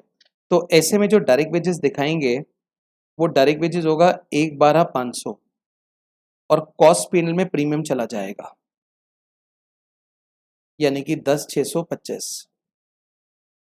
थर्ड, ऐसा भी हो सकता है जो ओवर टाइम हमने किया है वो सीजनल रीजन की वजह से किया है, जैसे कुछ टाइम के बाद दिवाली आएगी, कुछ ऐसे मैन्युफैक्चरर जो ओवर टाइम कर रहे हैं, तो ऐसे में अगर ओवर टाइम होता है तो उसकी जो पेमेंट है वो अल्टीमेटली कस्टमर से रिकवर की जाती है, but not as direct wages but as general और फैक्ट्री ओवरहेड्स। तो एक तरह से अगर सीजनल रीजन है तो डायरेक्ट वेजेस तो हम दिखाएंगे 1,12,500 और इसको हम फैक्ट्री ओवरहेड में काउंट कर लेंगे। और लास्ट हो गया लेबर शॉर्टेज। अगर लेबर की कमी है तो ऐसे में कंपनी पता है क्या करती है, जितनी भी जॉब वो कर रही है वो ये रिकॉर्ड नहीं रखते कि हमने किस जॉब के लिए ओवर टाइम किया, किस जॉब के लिए ओवर टाइम नहीं किया। दे इग्नोर एवरीथिंग।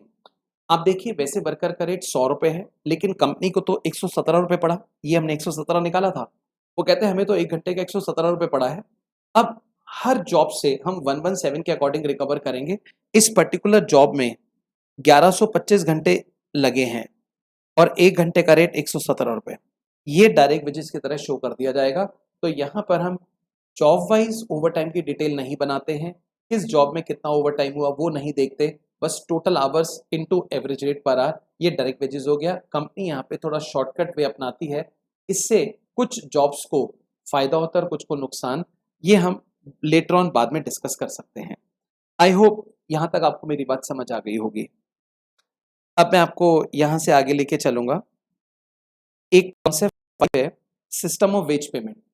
हम जब वर्कर को वेजेस देते हैं तो उसमें तीन चीजें होती हैं, एक होता है वेजेस, एक होता है इंसेंटिव और एक होता है बोनस। वेजेस देने के तीन तरीके होते हैं, एक टाइम वेज, एक पीस वेज और एक piece wage guaranteed by time wage. Time wage उन वर्कर को पसंद होता है जो कामचोर वर्कर होते हैं, क्योंकि उसमें काम के हिसाब से पैसे नहीं मिलते, टाइम स्पेंड के अकॉर्डिंग पैसे मिलते हैं। पीस वेज जो होता है वो कंपनी के जो एफिशिएंट वर्कर होते हैं उनको पसंद आता है, वो जितना ज़्यादा बनाते हैं उतना ज़्यादा उनको पेमेंट मिलता है। और तीसरा हो गया piece wage guaranteed by time veg.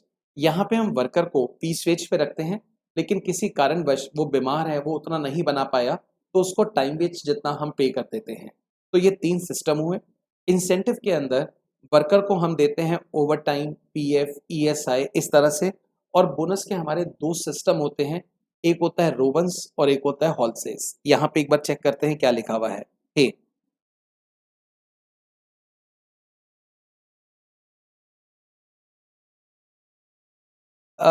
हे कहता है मैं सर आप देखिए आप मेरे को सबसे पहले धन्यवाद बोलिए, ऐसा हे मेरे को मैसेज कर रहा है।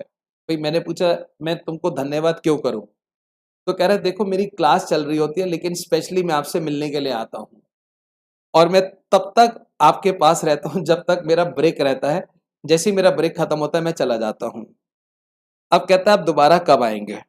हे सबसे पहले तो तुम मेरे को ये बताओ तुम्हारा नाम क्या, मैं तुम्हें पहचान नहीं पा रहा। अगर हो सके तो मेरे को व्हाट्सएप पे अपनी फोटो भी भेजो जिससे मैं पहचान लूं कि तुम कौन से वाले बच्चे मेरे से बात कर रहे हो। तो ये काम पहले तुम करो, उसके बाद मैं तुम्हारे सवाल का जवाब दूंगा कि आप नेक्स्ट टाइम अहमदाबाद कब आ रहे हो। System of ways payment and incentive. सबसे पहला है time based straight time wages. यहाँ पे वर्कर को टाइम के अकॉर्डिंग पे करते हैं। नेक्स्ट है आउटपुट बेस्ड, ये पीस वेजेस होता है, जितना ज्यादा बनाते हैं उतना पेमेंट मिलता है। एक होता है combination of time and output, ये जैसे मैंने बताया piece wage guaranteed by time wage. Premium bonus में 2 हो गया, रोवन और हॉलसेस, और एक होता है group bonus. Group bonus basically लिख दिया है बट इसका कोई प्रैक्टिकल हमारे स्टडी मटेरियल में नहीं है, तो आप भी इजीली इसको लीव कर सकते हैं। ग्रुप बोनस में होता क्या है, जैसे एक ग्रुप होता है उसको एक टास्क देते हैं, कहते हैं अगर आपने इसको स्टैंडर्ड टाइम से कम में खत्म कर लिया तो हम आपको बोनस देंगे और पूरा ग्रुप उसको डिस्ट्रीब्यूट कर लीजिएगा। अब हम बात कर रहे हैं प्रीमियम बोनस, रोवन और हॉलसेस। इनमें क्या होता है आप जरा ध्यान से सुनिएगा। हॉलसेस ये कहता है जितना भी टाइम सेव होगा, जितने भी आवर्स सेव होंगे, 50% बेनिफिट वर्कर को मिलेगा, 50% मैनेजमेंट को। जैसे मान लीजिए 10 घंटे का काम वर्कर 6 घंटे में कर लेता है, तो 4 घंटे बच गए, 4 घंटे की वेजेस की बचत हुई, तो उसका 2 घंटे का फायदा वर्कर को मिलेगा और 2 घंटे का फायदा मैनेजमेंट को मिलेगा। जबकि रोवंस कहता है आप जितने परसेंट टाइम बचाएंगे, आवर्स नहीं, जितने परसेंट टाइम बचाएंगे आपको उतने परसेंट एक्स्ट्रा मिलेगा वेजेस का। अब जैसे 40% मान लीजिए टाइम बचाया है, तो वेजेस का 40% एक्स्ट्रा मिल जाएगा। अब जितने परसेंट टाइम बचाएंगे आपको वेजेस का उतने परसेंट एक्स्ट्रा मिलेगा। ये हमारा रोवंस का कहना है। तो 2 तरह के सिस्टम हो गए, एक हुआ रोवंस और दूसरा हुआ हॉलसेस। अब दोनों सिस्टम के अंदर बोनस तब बराबर आता है जब टाइम टेकन स्टैंडर्ड टाइम का 50% होता है। मान लीजिए टाइम टेकन 50% से कम है, तो ऐसे में रोवंस में ज्यादा आएगा, और टाइम टेकन अगर 50% से अधिक है, सॉरी 50% से कम है तो हॉलसेज में, और 50% से ज़्यादा है तो रोवंस के अंदर बोनस ज़्यादा आएगा। अगर आप चाहते हैं आपकी क्वालिटी ऑफ वर्क बनी रहे, अगर आप चाहते हैं सारा बेनिफिट वर्कर को ना मिले, तो ऐसे में जो रोवन सिस्टम है वो एक बेहतर सिस्टम माना जाता है। मैं आपको यहाँ से आगे कनेक्ट करूँगा और कुछ इसके ऊपर प्रैक्टिकल क्वेश्चंस होंगे वो आपके साथ डिस्कस करूँगा।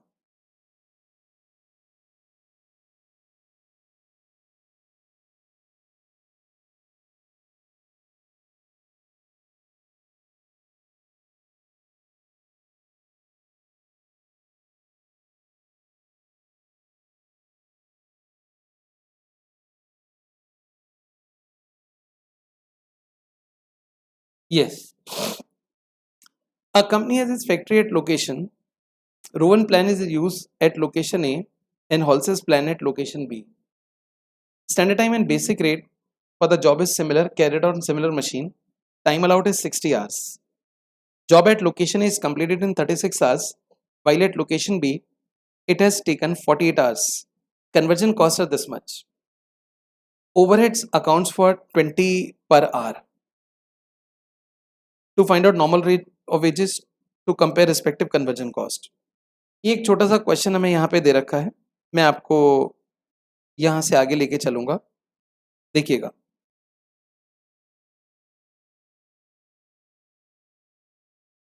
जैसे 2 वर्कर्स हैं, एक बार क्वेश्चन को समझने के लिए इसकी एक फोटो बना लेते हैं। 2 वर्कर्स हैं ए और बी।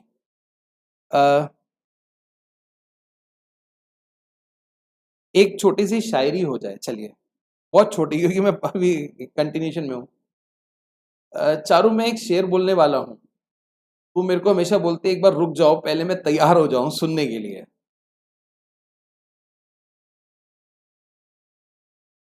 चलिए, तू शब्द मैं अर्थ, तुझ बिन मैं व्यर्थ। आइए मैं आपको कनेक्ट करूंगा। A company has its factory at location. Rowan plan is in use at location A and Halsey's plan at location B. यहाँ पे रोवंस लग रहा है और यहाँ पे हॉलसेज लग रहा है। Standard time and basic rate of wages are same for a job which is similar and is carried out on a machine. Time allowed is 60 hours. Time allowed 60 है. Time taken, इसने 36 लिया, इसने 48 लिया है। जो वेज रेट है वो दोनों के सेम है। कन्वर्जन कॉस्ट दे रखा है। कन्वर्जन कॉस्ट में 3 कॉस्ट आती हैं। एक आता है डायरेक्ट एक्सपेंस, एक आता है डायरेक्ट वेजेस और एक आता है फैक्ट्री ओवरहेड। यहाँ डायरेक्ट एक्सपेंस क्वेश्चन में दे नहीं रखा, तो कन्वर्जन कॉस्ट है 1224 और 1500। और फैक्ट्री ओवरहेड कितना? ₹20 पर आवर। फैक्ट्री ओवरहेड है ₹20 पर आवर। अब हमें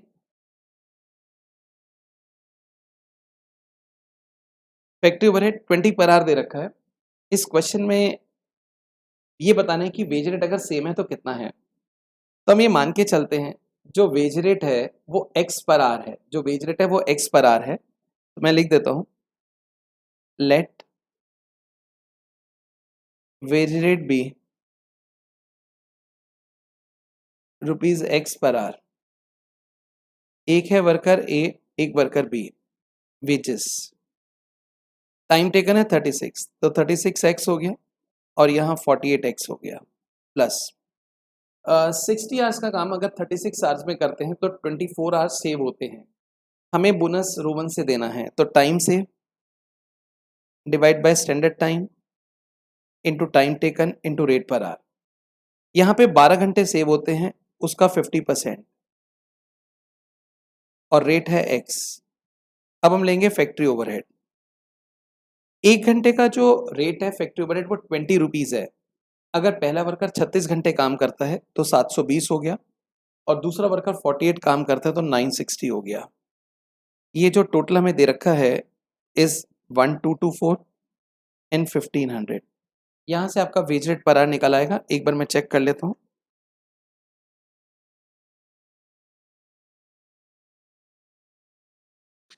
ये आता है 50.4x, यानी कि 50.4x plus 720 is equals to 1224। और राइट साइड पे देखते हैं 54x plus 960 is equals to 1500। यहाँ से आपका x का वैल्यू निकल आएगा। किसी भी इक्वेशन से निकालें, जो आंसर आपका आएगा वो सेम आएगा। तो x का जो आंसर आ रहा है वो 10 रुपये आ रहा है। तो जो वेज रेट है वो 10 रुपये है। इसके बाद आप एक दोबारा से कन्वर्जन कॉस्ट की स्टेटमेंट बनाते हैं जिसमें x ना आए। ये इस क्वेश्चन की दूसरी रिक्वायरमेंट थी। आई होप यहाँ तक आपको मेरी बात समझ आ गई होगी। इसके बाद कुछ छोटे छोटे से ना थ्योरी के पॉइंट्स हैं, वो लेके इसको कंक्लूजन की तरफ लेके चलते हैं। एक होता है एफिशिएंसी रेटिंग प्रोसीजर। अब एफिशिएंसी रेटिंग प्रोसीजर के अंदर हमारे जो वर्कर्स होते हैं हम उनको रेट करके रखते हैं कि कौन सा वर्कर ज़्यादा अच्छा है। अब इसके लिए हम 2 काम करते हैं, एक होता है टाइम स्टडी, एक होता है मोशन स्टडी। अब जैसे कोई भी एक जॉब है वो हम मतलब सिमिलर जॉब है, आई मीन टू से सिमिलर जॉब है, एक जैसी जॉब है, वो हम अपने कुछ नंबर ऑफ वर्कर्स को देते हैं। लेट से मान लीजिए 2 वर्कर को दे दिया, एक जॉब ए को दे दी, एक बी को दे दी और दोनों जॉब सिमिलर हैं। अब जब वो काम शुरू करते हैं वहां से उनके टाइम की रिकॉर्डिंग की जाती है टिल द टाइम जब वो काम कंप्लीट करेंगे। साथ में हमने वहां पे एक सीसीटीवी कैमरा लगा दिया है जो उनके इमोशंस और मेथड की रिकॉर्डिंग भी करेगा कि वो किस तरह से उस जॉब को परफॉर्म कर रहे हैं।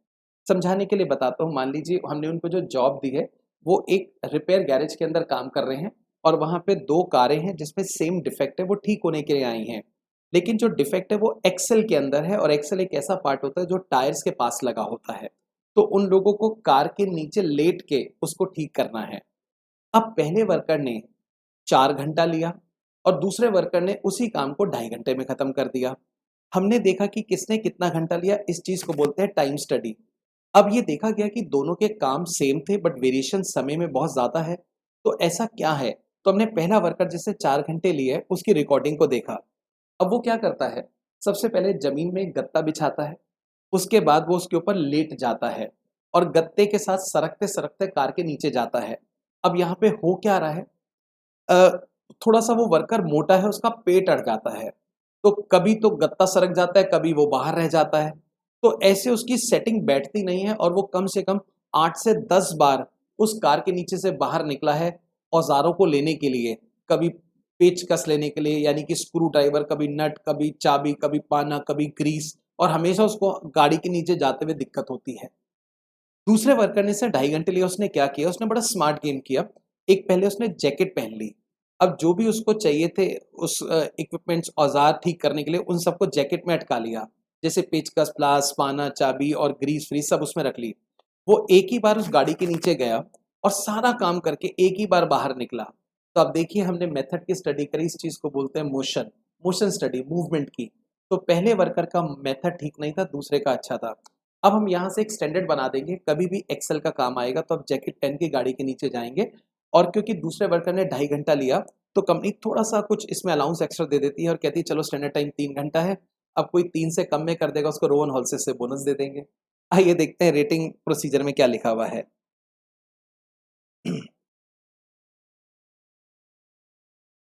Step concept 6 efficiency rating procedure step 1 determining standard time oblique performance standard. हमें स्टैंडर्ड टाइम निकालना है। अब standard time time study motion study से सेट किया जाता है जैसे मैंने आपको बताया।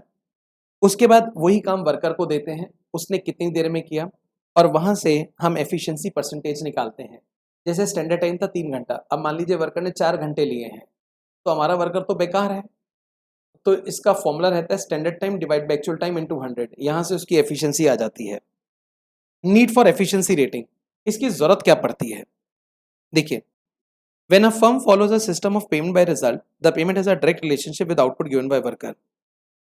जहाँ पर हम वर्कर को रिजल्ट्स के अकॉर्डिंग पे करते हैं, भाई अगर आप एफिशिएंट है आपको ज़्यादा मिलेगा, इनएफिशिएंट है कम मिलेगा, तो वहाँ इस रेटिंग की ज़रूरत पड़ती है। पता तो लगना चाहिए राम शाम दोनों कितने परसेंट एफिशिएंट है, तभी उनकी पेमेंट की जाएगी। Next, second, the efficiency ratio also help the management in preparing employees requirement budget for preparing man power requirement. अगर मान लीजिए आपके पास सारे वर्कर 100 से कम एफिशिएंट हैं और आपको 10 बंदों की ज़रूरत है, तो ऑब्वियसली आप 11 को हायर करेंगे क्योंकि वो 11 लोग मिलके 10 का काम करेंगे। लेकिन आपको जितने वर्कर आपने रख रखे हैं वो मोर देन 100% एफिशिएंट है और आपको 10 लोगों की रिक्वायरमेंट है। ऐसे में अगर आप 9 भी अपॉइंट कर लें, तो वो 9 लोग मिलके 10 का काम कर सकते हैं। तो मैन पावर रिक्वायरमेंट के लिए ये बहुत ज़रूरी है कि आपको पता हो कि आपके जो वर्कर्स हैं, उनका रेटिंग क्या है। Next, employ productivity. बेसिकली इससे पता चलता है एम्प्लॉय हमारे इनपुट को किस ढंग से यूज करते हैं, इनपुट से आउटपुट कन्वर्ट करते हुए वो कितना लॉस करते हैं। It is measured by output in relation to input. Factors for increasing employ productivity. पहला, employ only those worker who possess the right skill. जब भी आप किसी वर्कर को अपॉइंट करें तो आप उसी वर्कर को अपॉइंट करें जो आपके काम को कर सकता हो, जिसके पास राइट स्किल है। Second, placing a right type of worker on right job. अब जैसे कोई सॉफ्टवेयर का काम आया है तो उसके ऊपर हार्डवेयर इंजीनियर ठीक नहीं रहेगा, सॉफ्टवेयर इंजीनियर ठीक रहेगा। इसी तरह कोई हार्डवेयर का काम आया है तो वहां पे हार्डवेयर इंजीनियर को वो जॉब देनी चाहिए, यानी कि मिसमैच नहीं होना चाहिए। Right person should be on right job. Training young and old worker by providing them right type of opportunities. Training एक ऐसा प्रोसेस है जो एक ऑनगोइंग प्रोसेस होना चाहिए। कभी भी आप वर्कर को ये मत समझे कि हमने इसको सिखा दिया वो ट्रेंड हो गया है। आप जैसे कि मशीनों में तेल देते हैं, इस तरह वर्कर के जीवन में ट्रेनिंग कंपलसरी कर दीजिए, इससे उसकी प्रोडक्टिविटी बनी रहती है। Next, taking appropriate measures to avoid the situation of excess और शॉर्टेज ऑफ एम्प्लॉय। और थोड़ा कोशिश करें कि वर्कर की शॉर्टेज ना रहे। इससे होता क्या है, वर्कर के ऊपर वर्कलोड आ जाता है और जब प्रेशर आता है तो उसकी परफॉर्मेंस खराब हो जाती है। तो नंबर ऑफ वर्कर्स को एक्यूरेटली मेंटेन करके रखें। नेक्स्ट है absorption of wages. Employ cost as stated above include monetary compensation and non monetary benefits. जब हम वर्कर के वेजेस निकालते हैं तो मैंने आपको कहा था उसमें वेजेस लेते हैं, इंसेंटिव लेते हैं, बोनस लेते हैं। कुछ इंसेंटिव ऐसे होते हैं जो नॉन मॉनेटरी होते हैं, जैसे free lunch, free medical facility, ये उसके बारे में कह रहा है। तो मॉनेटरी में तो हो गया basic pay, bonus, DA, PF, ESI, holiday and leave wages. Non monetary में हो गया medical facility, educational training, housing, social welfare, cost of subsidise canteen यानी कि सब्सिडाइज फूड। एक छोटा सा क्वेश्चन इसके ऊपर बनाया गया है, देखिए। A worker is paid 10,000 per month, 10,000 per month देते हैं तो साल भर का हो गया 1,20,000 and D of 2,000 per month, साल भर का हो गया 24,000। अब दोनों का टोटल करें तो 144 हो गया। Workers contribution to PF 10% and employer also contribute the same amount. अगर क्वेश्चन में कुछ ना लिखा हो तो आप कॉन्ट्रीब्यूशन बेसिक और डीए इनके टोटल के ऊपर निकालें। जैसे यहाँ पे एनुअल 1,44,000 है तो उसके ऊपर निकालें। एम्प्लॉयर का हमें लेना है, एम्प्लॉय का नहीं लेना, 10%, तो 14,400 हो गया पीएफ। इसके बाद state insurance is 6.5% of wages of which 1.75 is paid by employ. जब हम वर्कर के वेजेस निकालते हैं तो ऐसे में हम वही लेते हैं जो एम्प्लॉयर का हिस्सा होता है। अब ईएसआई 6.5 दिया गया है जिसमें 1.75 तो एम्प्लॉय ने कंट्रीब्यूट किया है, तो कंपनी ने जो कंट्रीब्यूट किया वो 4.75 किया है। 4.75% ऑफ 1,44,000 निकालें तो वो 6840 आ जाता है। It is the firm practice to pay 2 months wages as bonus to each worker.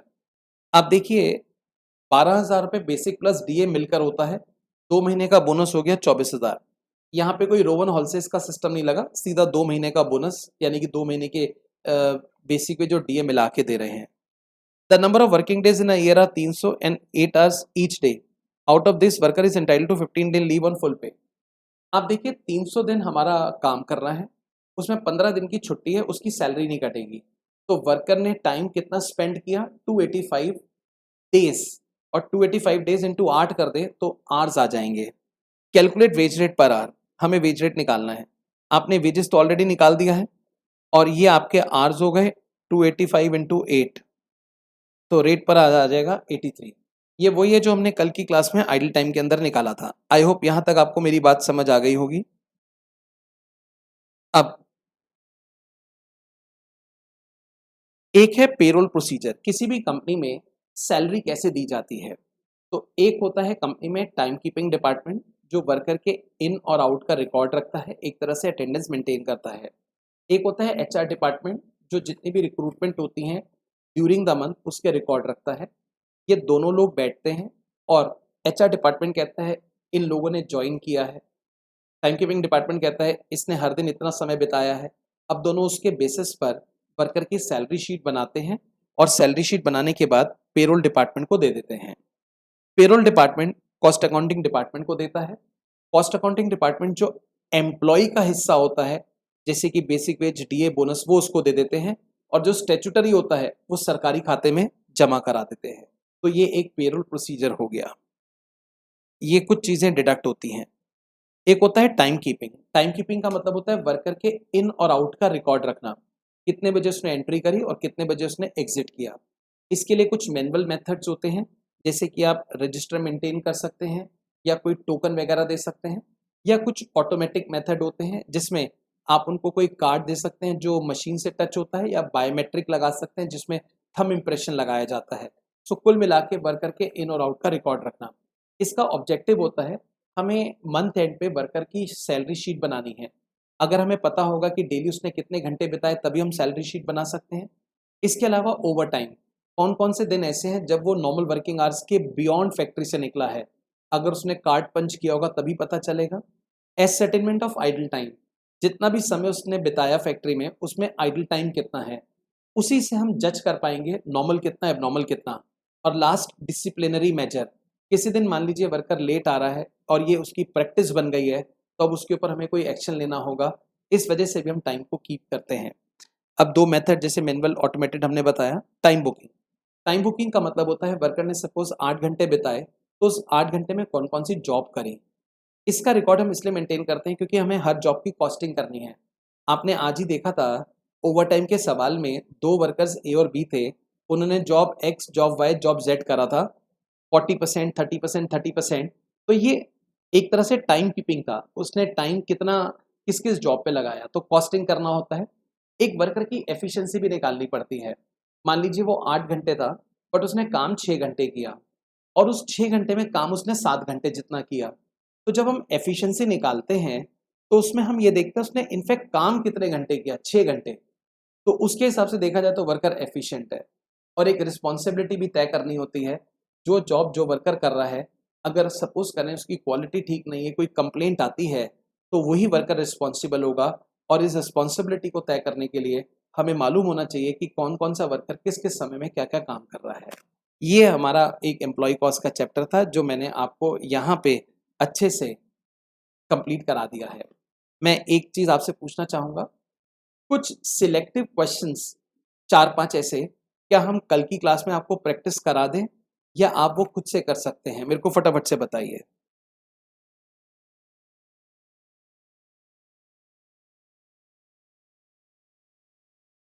फटाफट से बताइए। क्या 4-5 प्रैक्टिकल क्वेश्चंस मैं इसके कल की क्लास में बढ़िया लॉन्ग प्रैक्टिस कराऊँ और you people will do yourself? हमने कॉन्सेप्ट वाइज़ तो सारी चीज़ें आपको समझा दी हैं।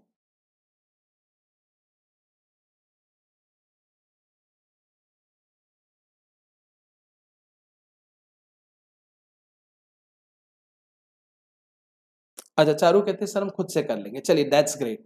तो हम कल की क्लास में अब रिवीजन के अंदर अपना नया टॉपिक शुरू करेंगे और हमारा नया चैप्टर रहेगा ओवरहेड्स। हम ओवरहेड्स के साथ आपसे कल में कंटिन्यू करेंगे। दीपाली कहती है सर कुछ अच्छे क्वेश्चंस करा दो। दीपाली तुम लेट हो गई हो, चारू इज़ वेरी इंटेलिजेंट। हम कल ओवरहेड्स के साथ अपनी नेक्स्ट रिवीजन क्लास रखेंगे। आज के सेशन में इतना ही। Thank you very much. Take care.